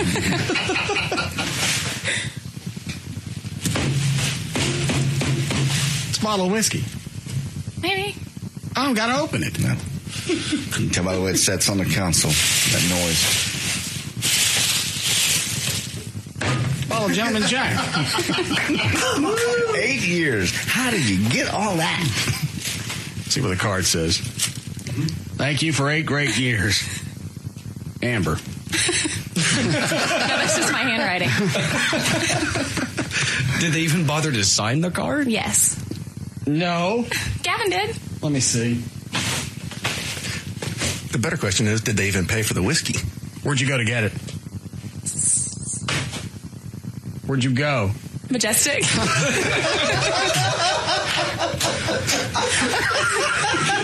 Something tells me Gavin's got dinner for you at Isabella's, too. Gavin, why even make the effort? I told you, it's the start of a couple things. It's not just one. You guys forgot? You blew it off? You blow it off every year. Why even make any type of effort? Because it just looks half-assed. We're going to do it like Hanukkah this year, where it'll be a different present each day. I'm not a Jew. Well, I understand that, but we're going to have some fun. So, something's coming tomorrow? Yes. Give them plenty of time to figure out what it is. Well, no matter what I get you, you're not going to be satisfied, but... Yes. Yes, you can. Okay, what can I get you so you're satisfied? Help us hold Amber down. No. That's creepy. Why is that creepy? I don't know. That'll make up for everything you've ever forgotten. Like I'm out of all situations? Yeah. Let's get her. Let's get the bitch. We'll take her down to Dave & Buster's and throw her on a pinball machine. I'll drive. Oh. Thank you then, Gavin. You're welcome. For sending Amber to go get it. Sorry. It's a nice gift. We got 2 cases of Gentleman Jack from Majestic. We never have enough liquor. I have no answer for that. It came from me. That's why it's better. Does it smell like you? I sprayed a little. Not really. How things going with your boyfriend? Moved out. Did he move out? Me. You moved out? Mm-hmm. When? A couple weeks ago. Where? Shut up! Why did you move out? Because of our last discussion. You broke up with your boyfriend over something Russ said? No. Your last discussion with him? Well, yeah, just over the basics of what we talked about about children and future and moving and all that. You've ruined a relationship. I have a song in my heart. Never mind the pain they're going through. It was a decision she made on her own. Okay. What happened? Are you sad about it? Yeah. Let's talk. Okay. What happened? Nothing. Just the same that was going on last time. So while you've been dating for how long? 2 years. So why now? What was the catalyst? He wanted me to move to LA. Is that where he's going? I think so. Or back home. Why is he going to LA? Just because he doesn't like Dallas and he wants a change. He wants to go live by the water and travel. And where was he born? Australia. Where were you born? Fort Worth. Okay. So he said he didn't like North Texas. In so many words. And he wants to live by the water? Yeah. He just needs a change of scenery every, like, 6 months. Drive by the Trinity. That's classy. You're going to get more exotic than that. Yeah. That's true. So is it over? For now. Are you dating yet? No. You need to get up on that horse, baby. Yeah. Gavin and I were talking about that. Why are you talking to her, Gavin? I'm helping her. What are you telling her? I'm consoling her. Oh. How? We're just talking about it, stuff like that. Girl talk? No. Start to the bathroom. Not girl talk. Were you and Gavin having conversations back and forth in the stalls? Women's room? No. Yeah. What did he tell you? Same thing you said. What? That I need to get back up on the horse. Yeah, get on the horse. Or let the horse get on you. No. So how long are you going to, before you start dating? I don't know. Whenever I feel ready, I guess. What kind of man do you normally look for? It varies. I understand that I'm, age-wise, I'm way out of it, so I'm just killing time and working on my erection. Romantic. What does this guy look like? You've seen him. I forgot. Just 6 foot, blonde hair, tan, good looking. How old is he? 27. What does he do? He investment education seminars. Yeah. And he's going to be able to do that in L.A.? Yeah, I can do it anywhere. He can work from anywhere. How long has he been in this country? 3 years? He just doesn't like Dallas. Yeah. I don't care. No, it's not that he doesn't like Dallas. He's just over it. He's ready to move on. Yeah. So he wants to go He's ready for a change. I was born here. I'm not over Just it. for a little while. Some people like to travel. Some people like to see the world. Some people actually go places. But then you come back to where you live. Some people don't.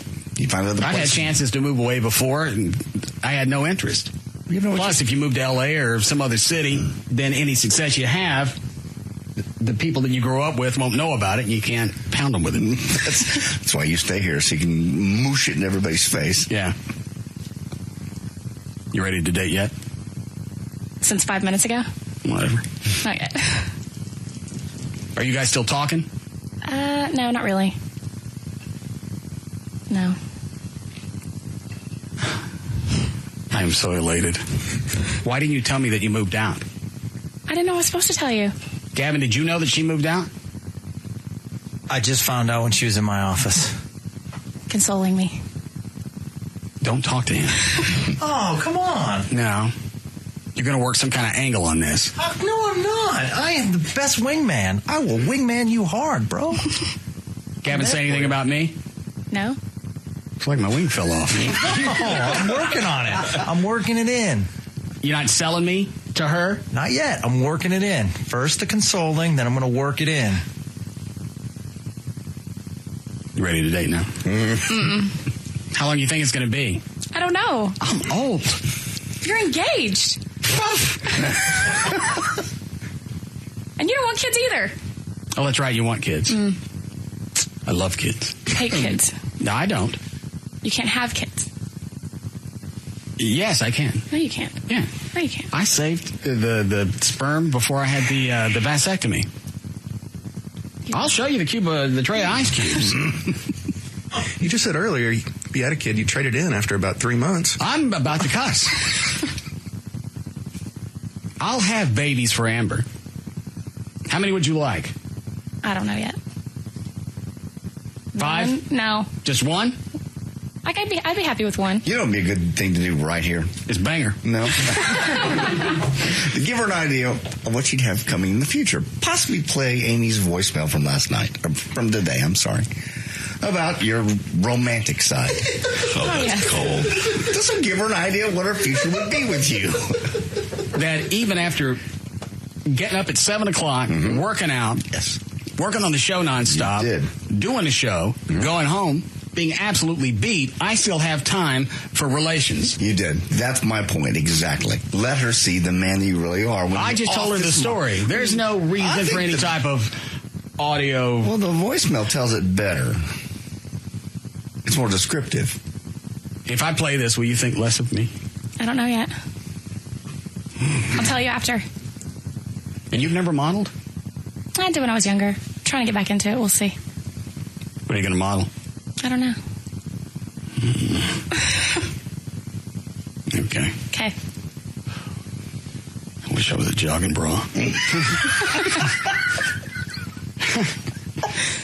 I can't find the audio. Yes, you can. You had it earlier. Hello, my love. I just wanted to call and thank you again for the sex last night. It was a truly gratifying experience. Thank you. Play the rest. Let her know how it turned out. There's more to this voicemail. Don't take me out of context. I'm not. I'm allowing you to continue with the context. Oh, and by the way, if you are going to fall asleep on top of me again, maybe you can lose some f***ing weight. Love you, badass.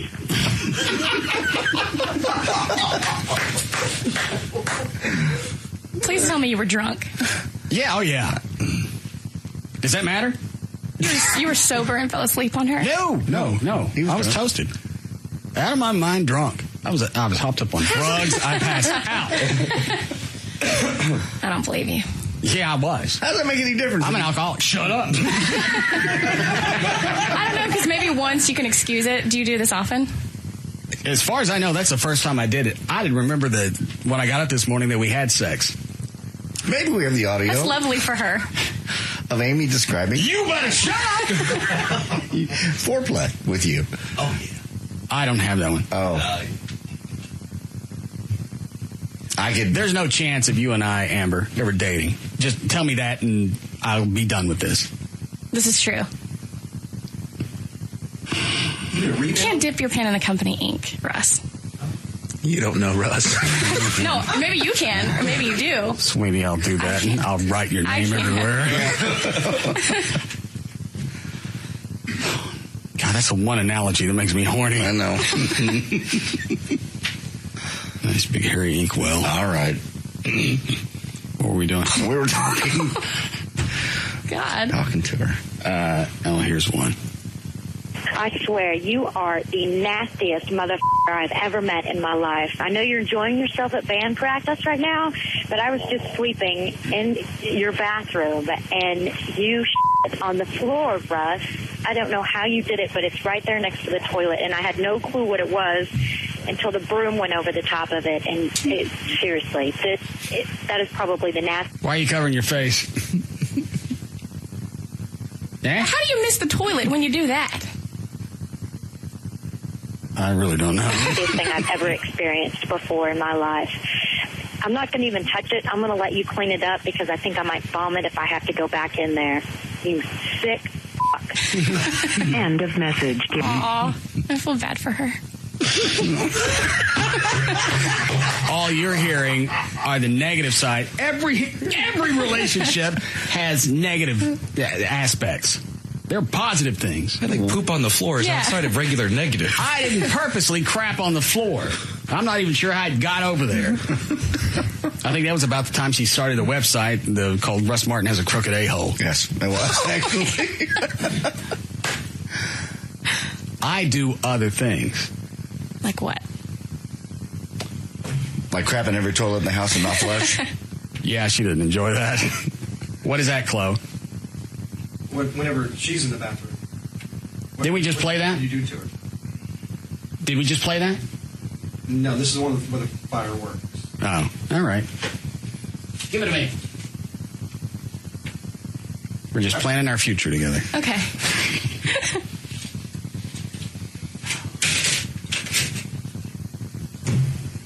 Obviously, I'm not going to write a book on picking up chicks. What cut? No. Board. Okay. Do you like to be left alone when you go to the bathroom? Don't like anybody to bother you? Yes, you should not even know that that's going on. All right. What are you doing? I think I'm doing. Twiggy wants in. No, go away. What are you doing? Stop. Twiggy wants in. I can hear that. Go away. Damn it, Ross, go away. What are you doing? I swear to God, I'm going to come out there and pull nasty chalk houses out and shove them in your face.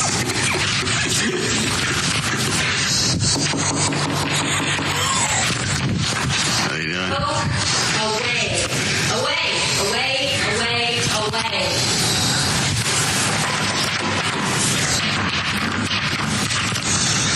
Don't I get the door open? Yeah, you do. All right. Go get her. Yeah. Get the dog down here. You're a piece of seriously, get him out of here. That way you enjoy levity in a relationship? You guys are so loving to each other. Well, at a certain point, when things just... That's why she shouldn't go to the bathroom when you're at home. She actually thought I was gone. Okay. I'd gone to the gym, came back to get my iPod. She was in there reeking it up. I'll leave a girl alone. Yeah, you two get along well. I'd leave Amber alone. No, you wouldn't. She promised never to flush.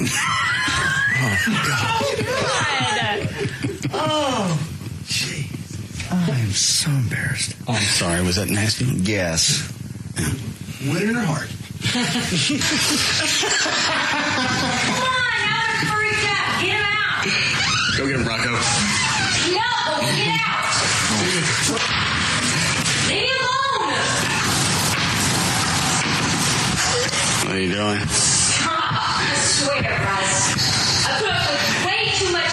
Oh, what do you put up with? Everything. What are you doing? I will kill you. And right here, this bit almost went bad on her when she started complaining about stuff around the house. What? Oh, you're everywhere. Your dishes, your clothes, the motor court. Nobody told you to pick. Junkyard. What about the motor court? It looks like a junkyard. There's like 100 paint cans laying everywhere, chalk couches, empty water bottles. Then don't look at it. Don't look at it. Don't look at it. Don't look at it. I have to park in it and then walk over the top of Get her, it Colette. inside. Get her. Get out. Doesn't matter. Go away.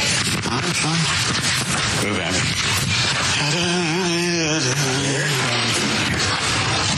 What? Here it comes. Twiggy, move.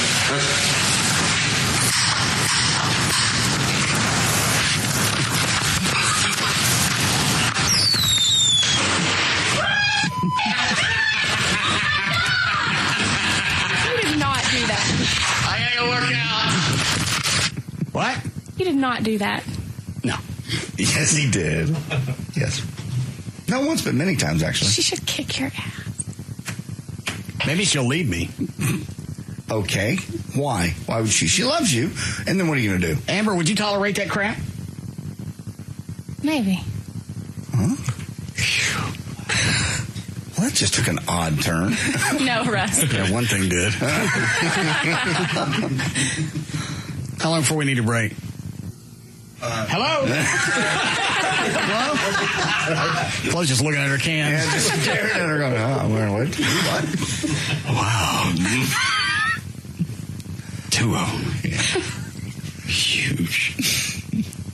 So blessed. Should let me touch him.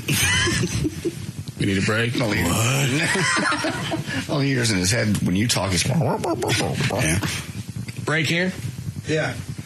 Okay. Thank you for the gift. It was very You're welcome. kind. Happy anniversary. Very sweet. We're sorry about your breakup. That's okay. Yeah. Perhaps you'd like to be consoled. Gavin's doing a very well job. Yeah, but we're going to hold you down. All right, we'll be back. Attention. That's the wrong one. When I start making love, I don't just make love, I be stroking. That's what I be doing. I be stroking. We'll be back to the Russ Martin Show. I stroke it to the east, and I stroke it to the west, and I stroke it to the woman that I love the best. I be stroking.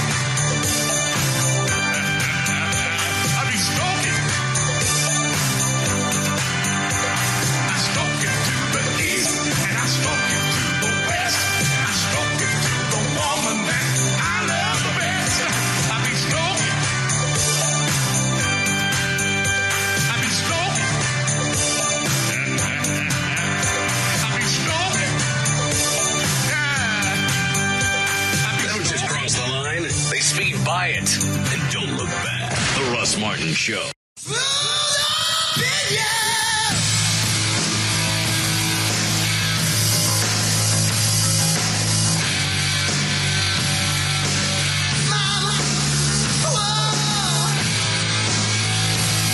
Now, back to the Russ Martin Show. Give a rat's ass. Whatever freaky crap that Amber would be into. No. I'm into that. Absolutely. I'm afraid I have to be with you on this one. When you hit that level. What is she, about 5'6"? About 5'7". Blind. Perfect body. Perfect. Perfect cams. Perfect everything. She's Smile, stunning. hair. Yeah, stunning is. Oh, if I had the chance to with that, yeah, I'd quit. Why? She said the dipping in the company ink.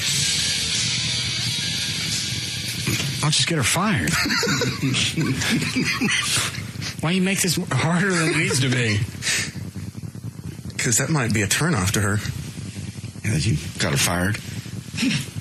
Yeah. Yeah. I think you're out. I watched her face while you were playing the voicemails. I don't think you're close on this one. I know. We should have held her down. No, we shouldn't. That's illegal. Who's going to drop dime on me? Yeah, you're right. I've got a pinball machine. All right. No, it's not all right. Yeah. To throw her. I would practice safe sex. That's not the point. Against her will? I'll even swallow everything in the condom afterwards so there's no DNA. Okay. What were you and Chuck laughing at during the break? Because we could hear you in here. Actually, I just heard Chuck. I don't even know if any of this is terrible. Somebody sent me a link. Why this is on YouTube, I don't know, but it's a chick who walks into the scene. She sits down on the commode and decides to drop for a minute, almost a full minute and a half. I don't think I could play that. I don't think you can. If you just said it was chicks farting, I could play that. Well, it's not. It's obviously not going to be that. It's pretty clear what it is. How bad is it? It's bad. It's pretty. It's not really any worse than whatever you play normally. Yeah, Yes, but those aren't real. This could have been animation. What, Chuck? You're kidding me. You think all those are real? Yeah.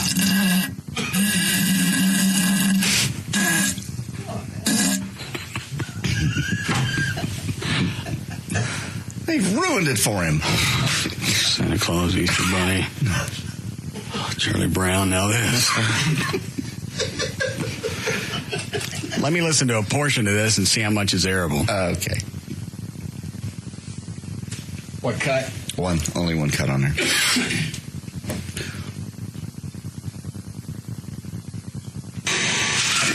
No. I've been in there editing it for an hour, and Trey and Dan both are like, I can't stand in here. Chuck comes over, stands over my shoulder, and laughs. Ain't there just any good, just nothing but air biscuits? Toward the end, about the last 20 seconds. How long is the clip? A minute 40. It's a minute 40 of chicks farting? Uh-huh. Where do you get that? There's a whole section on YouTube of nothing but that. The potties, and then just literally the camera right up near it, and I let her go. How'd you come across that? Some listener sent me the first one, and then Trey, why are your headphones off? I can't listen to that. Why? Oh, it makes me nauseous. But you can listen to this? I can stomach that. That makes you nauseous? Nauseous? It doesn't make that. I think I've just gotten used to that. This audio of the chicks is not real. How far in? About probably the last 20 seconds. It's a minute 20. All right. Let's see what we got here. All right. You ready with the delay in case? All right.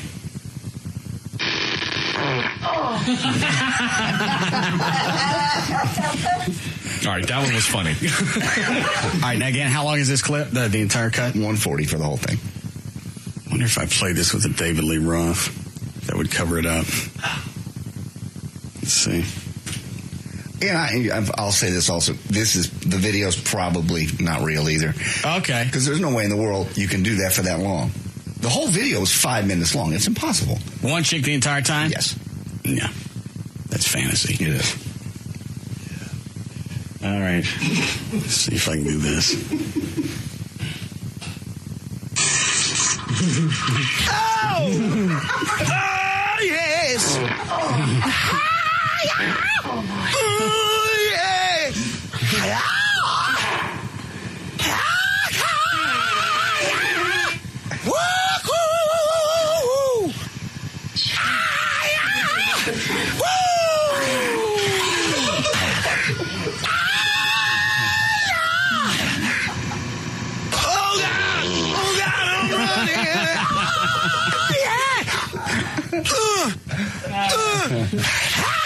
All right. Right on, yeah. Trey, both you and Dan, that wigs you out? Yeah, that just turns my stomach. I never knew that. I can handle a poot, but at one point I was editing it, and Rick is trying to fix my computer. Rick Lou walks in, and he goes, "Is your computer working okay?" And he turns his head around the corner, just like that. Chuck goes, "No, it's still sick." Making that noise all day. All right. Here's dispatch. Thank you. Maybe just give it to Chuck since he enjoys it the most. Okay. All right. Anything else before we get to more news? All right, and Gavin brought me in a memo from the Texas Motor Speedway. You ain't getting into the races, Slick. Why? You want to read part of that? They also have a memo this week that they're putting a roof on top of it. $3,000 for John Ryan, who has said that... you read the whole thing. I don't want to read the whole thing. To all security personnel from Eddie Gossage, follow up from our security meeting on Monday. By now, you've had time to review our security measures from Monday's meeting. Please make sure that you fully understand our evacuation plan from each grandstand and through the north and the south tunnels. It's vital that we communicate with any issues. Communicate with your peers as well as the Fort Worth Police Department. Also, the long-range forecast calls for clear skies for the weekend. We still need to be on weather alert. We'll be working in conjunction with the National Weather Service for updates. Any weather warnings will be communicated via our two ways as WX Alert. Okay. Other communication codes that you need to have with you. DD, drunk and disorderly. Code CL is a lost child. 456 is backup if you need assistance. TS if you see any ticket scalping. All right. See below for the most recent person on our banned list. This is so unfair. Code 3K for John Ryan, who said he will be appearing at one of the races. Ryan has made disparaging remarks about the Speedway and should not be let into the Speedway. Please see the most recent photo along with other pictures of people who have been banned from the property inside the manual passed out on Monday, including John, who is more commonly known as JD. Thanks for all your attention. Eddie Gossage, TexasMotorspeedway.com. This is unfair. I don't say things bad about the Speedway. I love the Speedway. I want to go. You wanted to have all of them spayed and neutered. Anybody that went out to NASCAR. I didn't really want to do that. You got them all in one place for 2 days. I ain't getting in anyway. That's what I gleaned from his comment. Absolutely. Well, we'll see. I have a pretty ironclad. I've even had more offers today from people wanting to help me get in. Who? I'm not going to tell you, because then you'll be looking out for them. All right. So you seem even more confident. Mm-hmm. You want to up the bet? I'm fine with $5,000. I'm okay with that. That's a nice little chunk of change. All right. Yeah, because nobody wants to go in with us for a little cash to get you thrown out. That's okay. You got to find me, A. You don't know when, what time I'm going to be there. People would get tired and they'll quit looking. All right. You got to be in for an hour. I can do that, and I'll probably either... And you get kicked out once, you're done. Okay. Even if you get back in and you're able to skate. Well, you'll know if I got kicked out, so that'll be the end of it. I won't try twice. Okay. I won't need to. Sure you don't want to go up from $5,000? I'm fine with $5,000. That's fine. Pussy. All right. 6. Wait a minute, how's that going to work out? You pay us $6,000. Who's going to pay me the $6,000? We're not going to have to. You ain't going to make it in. You want to go up to 6? I'll promise you I'll make it in. Now, I'll cover the extra $1,000. You want to go up to 6? Sure. I can do that. My new contract just started. I need the extra cash. I've been thinking about buying a new car. Why? Just something gets better. Is it a message you got from Toby Keith's road manager? No. Still love my Ford truck. Okay. 6:29, Dan O'Malley's here with news. Thank you, Russ. Well, this summer, from June 27th to July 6th, the Olympic track and field trials will take place in Eugene, Oregon. This is the event that will determine which athletes will make up the U.S. Olympic track and field team. About 1,100 athletes are expected to compete, and it's estimated that 65 to 75% of the athletes will be African American. But in Eugene, Oregon, where 85% of the population is white and only 2% is black, there's been some concern about how people should interact with the athletes. So a group at the University of Oregon has started a diversity training program to teach Eugene's residents how to talk to black people. Would you like to know some of the stuff they're teaching? Yeah, is the entire state that isolated that they have to have some type of communication training to deal with African Americans? I don't know about the state. I would assume that the vast majority would be... What'd you say, Eugene, Oregon? Yes. Okay. But Oregon, I would assume, would be, obviously majority honky, but Eugene, it's just 85%, only 2% black. All right. So some of the things they're going to teach the people of Eugene is not Don't point. Did you ever see that clip in the movie with Brendan Fraser? It was like a time he was stuck in a bomb shelter.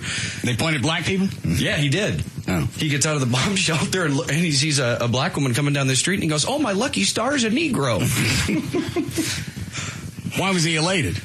Because he had been in a bomb shelter with his family since the 60s, like the Cuban Missile Crisis. They let him out, and all of a sudden he sees a black person. He'd never seen one before. All right, go ahead. So anyway, some of the other things they're teaching the people of Eugene, not to assume every black person in town is there for a track meet. Never walk out and scream. That goes along with don't point. Yes. If an African American person asks for a restaurant recommendation, don't just tell them where the soul food restaurants are. Give them a full rundown. Don't greet a black person like another African American would. There are certain things African Americans can say to one another that whites can't. Is there a list? No, they didn't supply the actual I didn't know if they would actually put that on there. And finally, one of the other things we're teaching the whites of Eugene, Oregon, if you're a store owner, don't shadow black people if they're just browsing.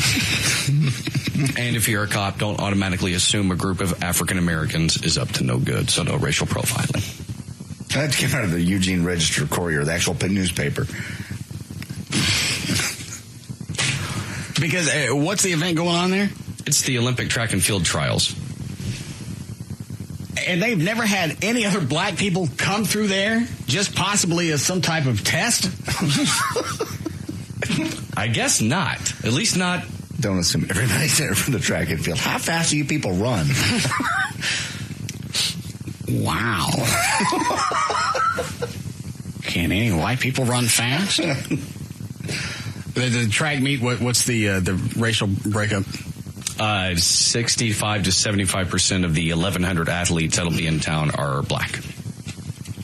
Okay. Obviously a good place for Fisher DeBear to go hang out. Clearly. Put my football team back together. Some heavy recruiting. Is that on here? Yeah. The fan base of Live 105.3's. That ain't it. 19. Oh. The hell is that first cut? That was when Gavin did the community hero. You were the hero. Oh, was it about me? Yes. No, I don't want to hear that. Afro-American kids can run very, very well. That doesn't mean that Caucasian kids and other descents can't run, but it's very obvious to me that they run extremely well. So if you're a store owner and they pick something up, don't even bother trying to catch it. No. They're speedy. Well, yes. That's why they're here, track and field. They run very fast, but not all of them are here for that. Well, why do they gotta stay here? Well, why can't they just run through town? We can clock them. These events go over several days. I don't understand why you would have... I wouldn't tell anybody that I was having to have meetings with people in the town to figure out how to deal with blacks. Don't point. Don't scream. Look. Don't assume that they're doing something just because they're black. And I would think if you're having to sit your community down and give them a rundown, you've already got problems. Because maybe most of these people wouldn't do any of these things, and they'd be fine, but they feel the need as a just in case. And now you're going to have them all paranoid. And you put it in the paper. Yeah. Yeah, because we're not very good with interacting with the coloreds. We figured we would have some type of sensitivity training. Okay. And just so nobody forgets, we put signs up and billboards all over town that said, don't say Very nice of you people to do that. What are you trying to tell me, Trey? Cut number 8. Other things not to do. All right. I forgot which disc I'm on. Lower, I think. Here? Yeah. Okay. Police emergency 911. What's your emergency? We have Negroes. Not making the same mistake that they made in Plano at, was it Wells Fargo? Yeah. Mm-hmm. I believe this is my favorite 911 call. It's probably because this one isn't that far off from what probably happened. The real call. When these two black guys walk into the bank, they're just to get a loan. No, and the other one was to get a cashier's check. Yeah, one guy was buying the car from the other guy, so they had... And they already had everybody's information. Mm-hmm. One guy is sitting with the bank manager. Talking, They had laughing. an appointment. Yeah. On the schedule. The bank manager was sitting there and laughing with him back and forth, and we figured that was some type of cue. Because this had never happened before. He's laughing with a black man. Normally he sits at his desk and has this look of abject terror. Police emergency 911. What's your emergency? We have Negroes in the bank. Ma'am? Negro. We have Negroes in the bank. Ma'am, speak up. I can't hear you. I can't. They have super hearing. We have 2 of the colored black Negro men in the bank. And send someone. Ma'am, I don't understand. Do they have guns? I read somewhere that they're born with them. Ma'am, we don't send the police out just because you're a racist. Black people don't rob banks any more than... Are you crazy? We got in the bank. Oh, my God. Run! Run! Run! We got in the bank! Run! Run, police! Send Boomer! Come on! Help! We got in the bank! Oh, my God! I can't see the reflections in the mirrors. Oh! Vampire! Oh! And I'm on my period! Satisfied? Very much. I love the dogs barking in the background. Yeah, the dogs get a bang. I forgot to listen for that this time. Where do the dogs come in? Probably because I'm doing this at the house and I'm screaming, and that's when all the dogs start wigging out. How far in is it? Probably about 15 seconds left. What cup was that? 8. And send someone. Ma'am, I don't understand. Do they have guns? I read somewhere that they're born with them. Ma'am, we don't send the police out just because you're a racist. Black people don't rob banks any more than... Are you crazy? We got in the bank. Oh, my God. Run! Run! Run! We got in the bank! Run! Run, police! Send Boomer! Come on! Help! We got in the bank! Oh, my God! I can't see the reflections in the mirrors. Oh!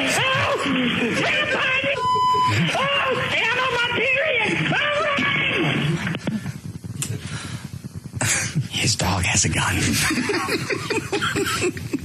Itchy trigger paw.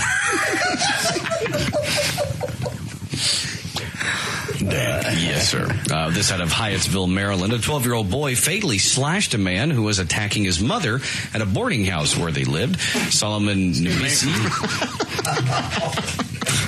Dan, focus. Well, you hiked your leg. Focus! Solomon Nubisi died at a hospital after he was slashed across the neck Monday night.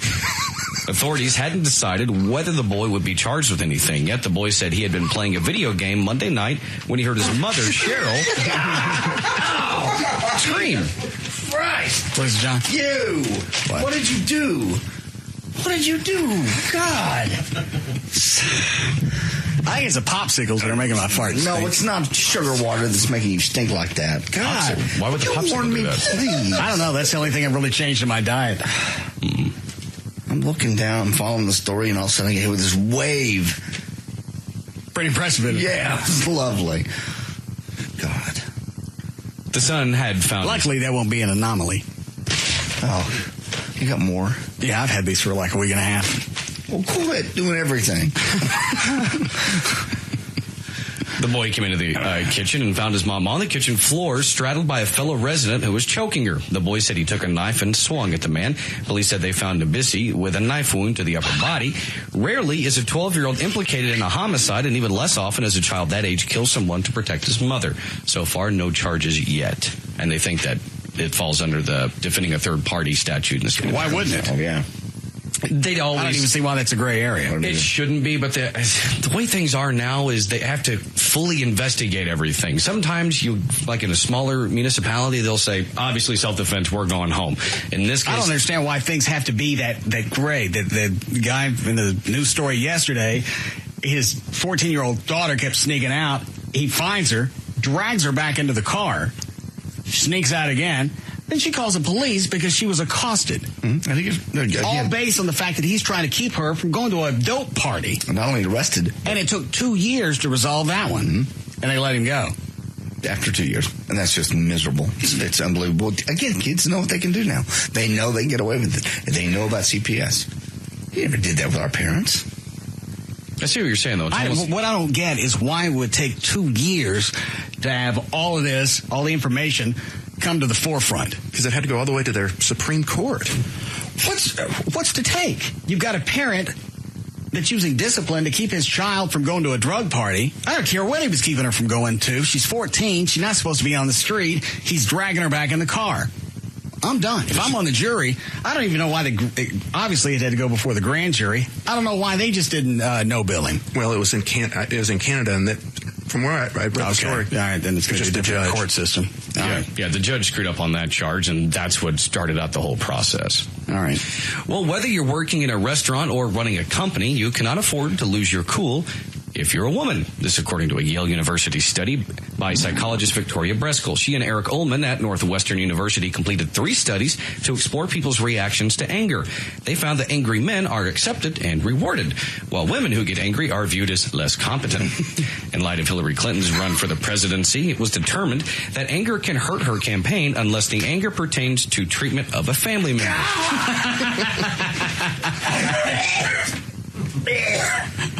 How do you do that? How do you time that where I'm breathing in? God. Fate. Please. It's not been like this all day. What have you changed? I had to work hard to sneak that one out. Breskel said an angry woman loses status no matter what her position. In the study, subjects responded that angry men deserve increased status, a better salary, and were expected to be better at a job than an angry woman. I don't even know what this story was about. Angry chicks aren't supposed to do is they turn people off. Yeah, okay. It seems Al-Qaeda is feeling a little misunderstood lately. That's... I know. Hold on a second. Do we need a break? Yes. Sit on that one. Amen.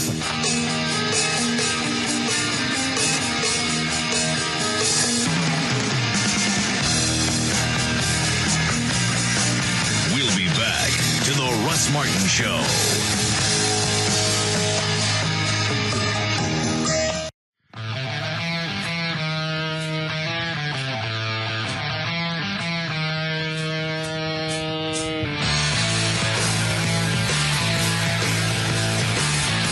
Now, to the Russ Martin Show.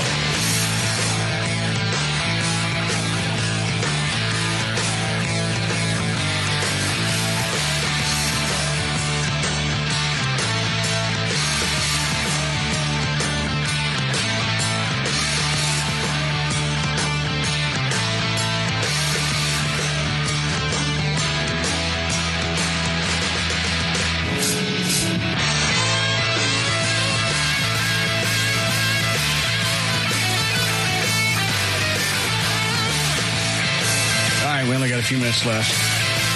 Got anything good to end with? You told me to sit on the Al Qaeda story. All right, go ahead. Okay. Sounds like they're having PR problems. Yeah. It seems Al Qaeda is feeling a little misunderstood lately.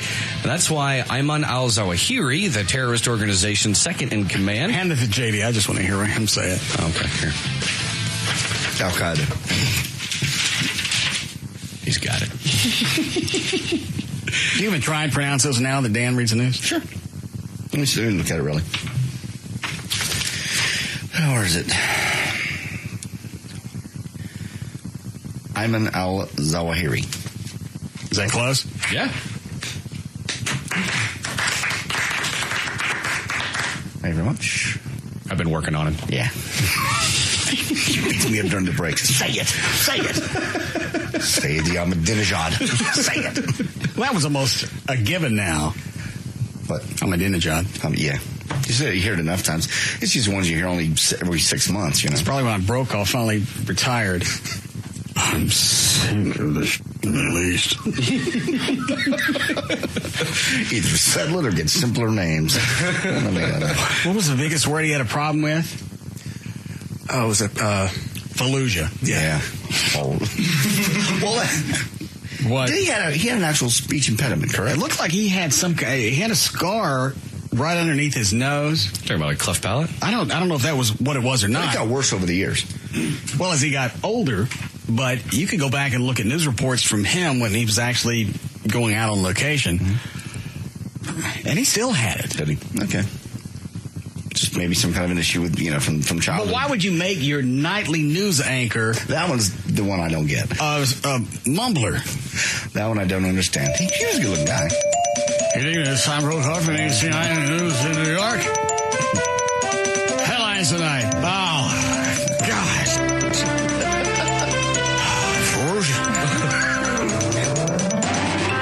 Some forge. The first birthdays. That's true news, man. It was almost painful to watch him because once you got a hold of that affliction, that's all I could hear. No matter what came out of his mouth, all I could hear was just the mumbling. And that's why I watched. I didn't care what he was saying. I didn't care what that's because people like me were watching to see what word he would mess up next. I'll never forget after September 11th when he had been on the air for God knows how long. People still think he was drunk that night. He was just tired, I think. But yeah, the first plane attack, New York time, 4/8. Yeah, like 7 something. Yeah.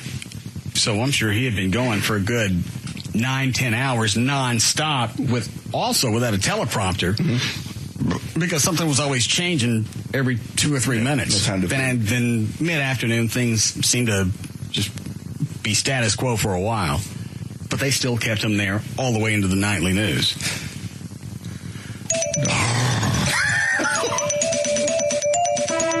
Good evening, it's Tom Brokaw from ABC9 News in New York. Hi.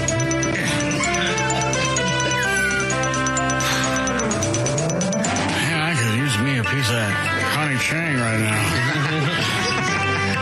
You gotta take the edge off. Tom, we're on. What? We're on. Oh. Why do I sound like Don Imus? I think we even commented that the September 11th of 2001, because we went on that day. Mm-hmm. In fact, I think we were one of the few live shows that went on. You were? Well, yes. All the network shows as far as Letterman, they were down whatever for weeks. They just bailed. Even though at that point you really needed some type of comfort. Because we've gone through an entire day and it's almost impossible to stick yourself back in that mindset. But we still didn't know if the attacks were over. Just because everything happened in the morning and the FAA had grounded all flights and you could sit out in the front yard and see dick. It was so odd. It was strange. You really didn't know if they were done. Who's to say that they only picked the airlines as a way to attack us? Maybe the rails overnight or anything else. Well, really, for a better part of the afternoon into the evening, as you get closer to night, you got some semblance of, all right, we're probably done for a while. But for the rest of the day, you really didn't know. And was it only New York, Pennsylvania, Washington, D.C., or are they going to go for other major cities? I mean, obviously that was the concern because you had skyscrapers in all cities that were evacuated. They did it in Dallas. Shut down. Just people out. I don't even know if they did anything at Comanche Peak where the nuclear power plant is. Nah. What can they do out here? Prop that door open. It's stuffy. Okay. So anyway, the terrorist organization's second in command, al-Zawahiri, decided to sit down for a little Q&A, online, of course, to clear up some misconceptions about al-Qaeda. Did they verify somehow that it was actually al-Qaeda doing the chat session? Yeah. It's like anything that al-Qaeda ever releases, it's through some web of terrorist al-Qaeda related websites that they magically happen upon or what have you. Okay. Around 1,000 questions were actually submitted via extremist websites. And on Wednesday, al-Zawahiri took about 90 minutes out of his day to address the concerns. So, couple of sample questions. Why is al-Qaeda killing innocent people in Baghdad, Morocco, and Algeria? Al-Zawahiri's answer, Al-Qaeda isn't killing innocent people anywhere. If innocent people do get killed, it's because the infidels use them as human shields. Is Osama bin Laden sick or possibly dead? His answer, who's the old man in the back? Chuck, give me some type of happy party music. That's really all this is missing because this is the way they're trying to spin it. Sure, we're not doing it. Start again. Okay. Welcome to Al-Qaeda's saloon.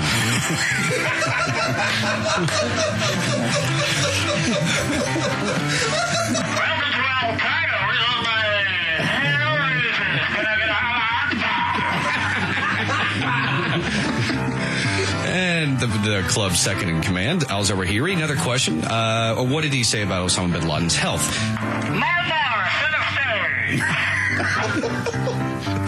He said, Osama bin Laden is totally fine.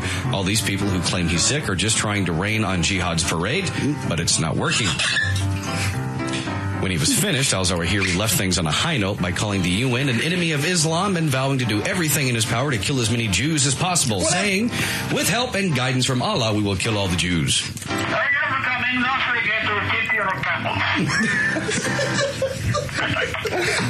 What were we going to say, John? We're killing all the Jews. What happened to the first one? We don't kill innocent people. They don't believe the Jews are innocent.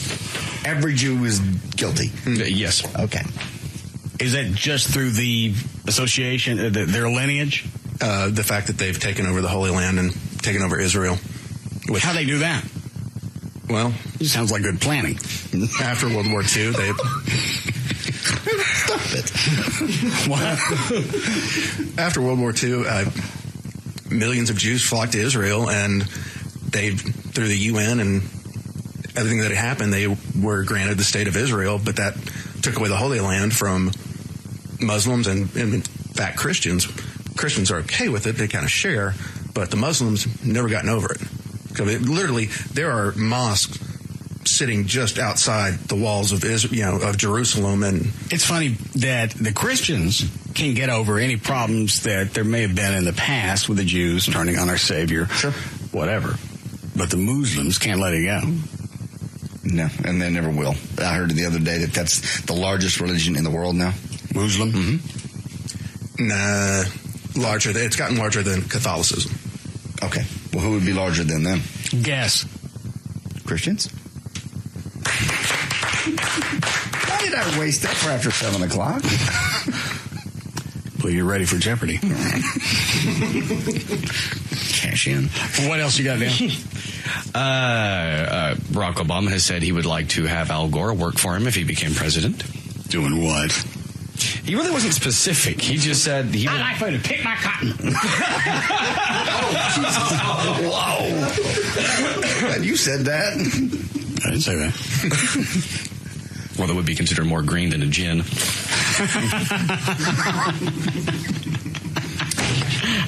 Obama's gone green.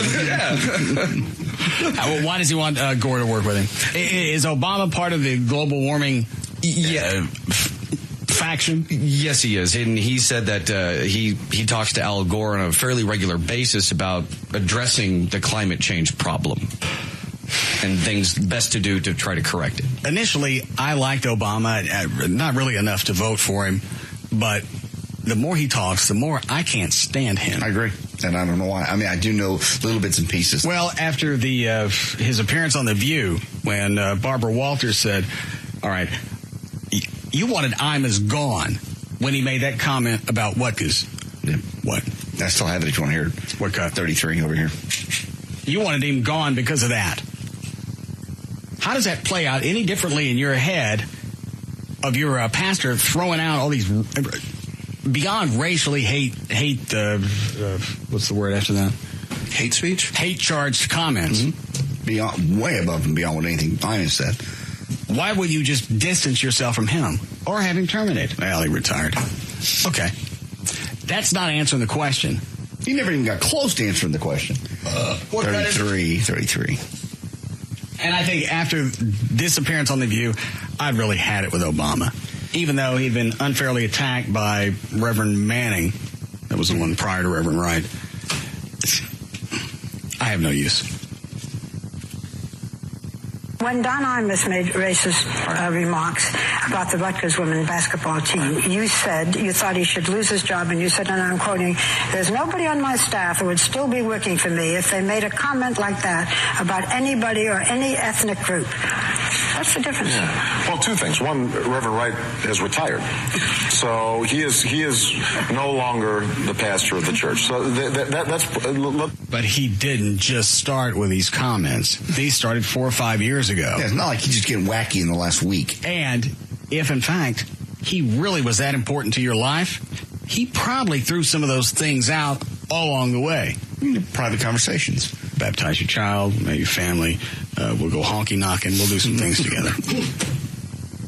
And you still didn't disown him. Not until this happened. Yeah, just the fact that right after 9/11, he gives that sermon of GD America. Reverend Wright. Yeah.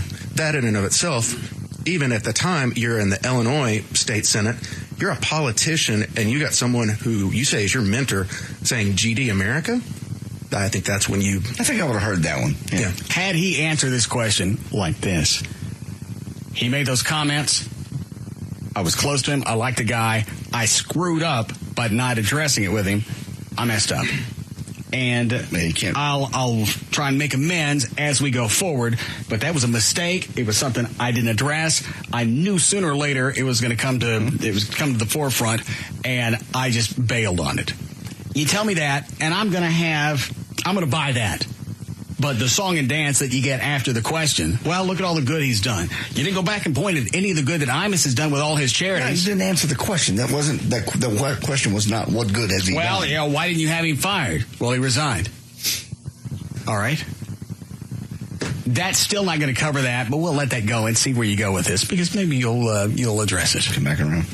Let me put this in context. I joined this church. No, and the reason you can't put that in context is because you wanted Imus gone, and you didn't want to put that in context. Exactly. What he said was satire.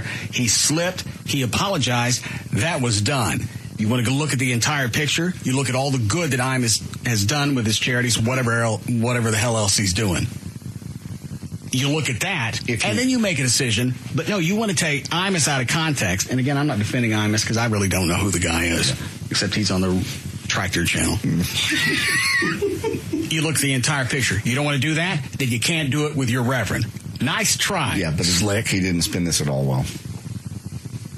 No longer the pastor of the church. So that's. Let me put this in context. I joined this church when I was 27, 20 years ago. And everybody, I think, who knows Trinity United Church of Christ, which, by the way, is a 99% white denomination, the United Church of Christ. So this. What better congregation to scream at than a bunch of white people? Look what you've done. Why even bring? Don't none of you get up. You sit your ass down. I ain't done. Oh, you like the good sermons, yes. but you don't like it when you're going to eat it. You're making us uncomfortable. Well, it's time for God to... Yeah.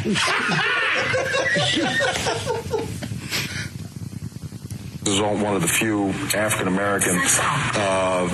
American congregations in the denomination. We'll tell you, and people in Chicago will tell you, this is one of the most active.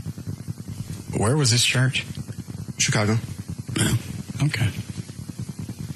I'm just confusing that with Reverend Manning's church when he's trying to pull out that 90% of the congregation was white. Well, he's saying somebody was stocking up on Kryline. He was saying 99% of the denomination nationwide is white. And this church that he goes to is mostly African American. So it's one of the few. All right. What that has to do with the question? Nothing. Not a clue. Not even close. Active, largest. Well, there again, you're preaching to a bunch of black people about hating whites. Originally what I said was about chastising whites. That didn't fit. But now, it's just like you're building some kind of foundation, some kind of base. Here's everything that the white population has done to us. It doesn't really sound like you're planning a party for us. As long as it's run by white Americans, gee damn. Thanks for the soundbite. You're welcome. You'll pull that down? Oh, Jesus Christ. In the denomination. We'll tell you, and people in Chicago will tell you, this is one of the most active, largest churches in the community. Again, still doesn't make any difference. You didn't look at anything that Imus did. You can't look at anything that Reverend Wright did. He hasn't even referenced the question yet about Imus. Well, no, he wants to go back and he wants to point out all the good that's come out of this, and you can't take these different comments and isolated incidents no, you did. and actually damn the church. And Reverend Wright. And after he answered this question, I dismissed him. I was never going to vote for him. Yeah. I liked him. I did too. But I don't think he could run the country. Between the two of them, I liked him over Hillary because I can't stand her. Wright had a reputation, justifiably. You might as well vote for McCain because chances are he's going to die in office anyway. Do we know who his running mate's going to be yet? No, he came out yesterday with a list of like 20 people. Yeah. What is he, 75? 74, I think, yeah. He looks pretty good shape, though. Okay. For being one of the best preachers in the city. And so on and off during the course of these 20 years, I knew him. I joined the church and embraced my Christian faith at that church. I was married at that church. My children were baptized at that church. I never heard him say some of the things that I know that have upset people. Oh, is that all of it? Yeah, that's all of it. I never heard him say some of the things that upset people. Not saying I never heard them all. Just never heard that one you're talking about. He never addressed the question at all. No, he never mentions Imus, never mentions the incident, never how the two differ or how the two are the same. That was the question. I hope he goes on a news show where they're actually going to ask a hardball question, ask that question again, and just hammer him until he answers it. You're right. That was a valid question by Barbara Walters. Had she stuck with it, you go, that's a nice little answer, but can we get back to the question? Right. I'll repeat it for you. Yeah. Imus did this. You wanted him fired. Reverend Wright did this. You just decided to pass over it. He's just a cute old. Again, why is it you didn't come to his defense? It's because nobody likes me. You're absolutely right. We said it before. I don't think anybody stood up for Imus. And I'm really surprised that whatever his listener base was, that they didn't do anything. Middle-aged just white based guys. on the absurdity of everything that played out. Middle-aged white guys. There's no group. We don't have meetings. Don't. What? Nothing. Well, you don't call them meetings. We don't. Rallies. No. Know what you call them? No. Oh, all right. God, no offense. They're making it easier and easier for me to get into NASCAR. God. Wow. That's not what I meant. Hang on, I was farting while he said it. What did he say? Dan, you're writing something down. I missed part of the show. I missed part of it too, but after the reaction, I'm writing down the time so I can listen to it. What I meant was. Should we go? Yeah. It's not what I meant. It was sarcasm. He's making, obviously. You're on a roll. No, I'm not. I gotta listen to this show more. So now, you're now saying that NASCAR fans are racist. You want to go back to how easy it is to get into the colleges? Some of your comments. Oh, wow. God, it's like everyone's driving a bus up here. Everybody in the studio sitting in a bus. All right. I got it in drive. You got something to say? I don't have time to pull that clip up, Flo. You ready to go, Chuck? Ready. Okay. Go.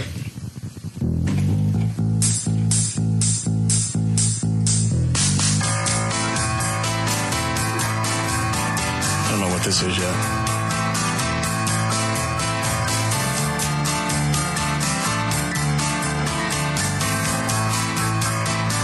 You know yet, John? No. What is it? Unchain My Heart, Rich Charles. What is it? Unchain My Heart. Oh. Yeah, JD can't stand that song. God damn. For more information on the Russ Martin Show, including pictures, videos, and more, go to russmartin.com. To answer any questions you may have about the show, except for the last 5 minutes, go to russmartin.info. To instant email the show and only during the show, send that to studio@russmartin.com. Other show websites. Hold on just a second, Dan. Yes, sir. Ryan, how does that chick on line one, how am I taking this out of context? She just said everything you were saying about how that reverend was talking about that sermon. It was, you were just wrong all the way around. All right, hold on a second. Is it Andrea? Yeah. Go ahead. You know, Russ, I'm sitting here and I'm listening to your show. No, I got all that. I know you're listening because you're on the phone. Just tell me. Okay, stop for a second. Just tell me what your point is because I got to go. Well, you can't compare the two, Russ. Compare which two? It's totally Don Amos and the Reverend Jeremiah Wright. What? But also, stop. Hang on. No. Hold on. Try this again. She asked him, I drive back. She asked, I'm not just yet. She asked, nobody, sweetie, nobody can, sweetie, this is not a talk show where you talk and you think I'm finally going to shut up. Okay. The question, obviously you already know this. You ready? You're still on hold. Should we order out for some food? This is going to be a while. I bet you're still gone. God, you think she's sitting at a movie screaming at the screen? Oh, Lord. You ready to try this now? Yes. All right. She asked him a question that he never answered, and the reason he didn't answer it is because he didn't want to. Imus made a comment that people perceived as racist. You've got a minister that's not throwing anything out perceived as racist. It's racist. He wanted Imus fired, even though Imus apologized. Reverend Wright never apologized, and Obama didn't want him taken out of the pulpit. Because Reverend Wright was telling the truth. Okay, that we should hate. Well, hang on. Okay, well, you're not very good at this. Should I try it again? One more time. Okay. First of all, you're not judge. I made my own choice. All right, stop. Here's the problem. I tell you what the problem is. It's a chick and she doesn't want to shut up, and she thinks it's a normal talk show. If I talk long enough, the host is going to shut up. Yes. That's it. Well, what she doesn't know is a host drink. You still there? Okay, because I think he'd make an excellent president. I think he's capable. I have no clue what she is. That was I was going to say. The problem is she thinks she's still on the air making her point. As a result, you're going to be, when you go back to her, she's 7 minutes down the road. She's already made her point to you. Sweetie, you're on hold. Nobody can hear you. I'm going to take you off hold and see if we can get through this conversation. If not, I'm going to let JD take over, and you don't want that. No. You ready? Yes. All right. Sick. Why? You can't talk nonstop and expect me just to listen. I'm not dating you. I've had enough. Let's go, Chuck. JohnDavidRyan.com, DanAndTassos.com, DJClo.com, TreyTrenholm.com, and for Chuck on the keyboards, ChuckWheat.com. Limo service for the show is provided by Limo George. His website, LimoGeorge.com. The official liquor store of the Russ Martin Show is Majestic Fine Wine and Spirits. Their website, MajesticLiquors.com. For all of your party or team building needs, contact Outrageous Adventures. Their website, OutrageousAdventures.com. The official provider of giant inflatables for the Russ Martin Show is Infinity Air Promotions. Their website, InfinityAirPromotions.com. The official caterer of the show is Sugar Babies Barbecue. Their website, SugarBabiesBBQ.com. Russ gets his guitars and band equipment from the Guitar Center. Their website, GuitarCenter.com. The official photographer of the Russ Martin Show is Jim March. His website, JimMarch.com. Hold on, Dan. What is it, Ryan? Rob called and he just wanted to let JD know he has this VIP table tonight at Jaguars.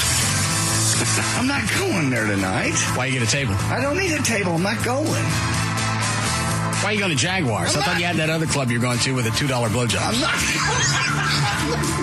I'm not going anywhere but home. Well, why Rob called and say you got a VIP? I don't know why he called. I don't know. I'm not going to Jaguars. You want to guess why he called? Why? It's Thursday.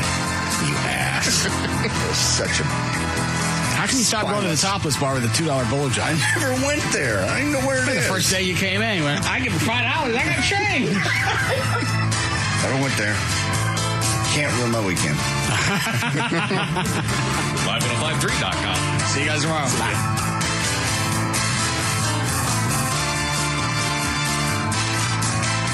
You can now listen to The Russ Martin Show anytime you want on the web at russmartin.info. On Saturday evening, April 19th, the Russ Martin Show Band presents a special Police and Fire Appreciation Dinner and Performance. The event is free and space is limited. If you are a police officer or firefighter and would like to attend, go to russmartin.com for details.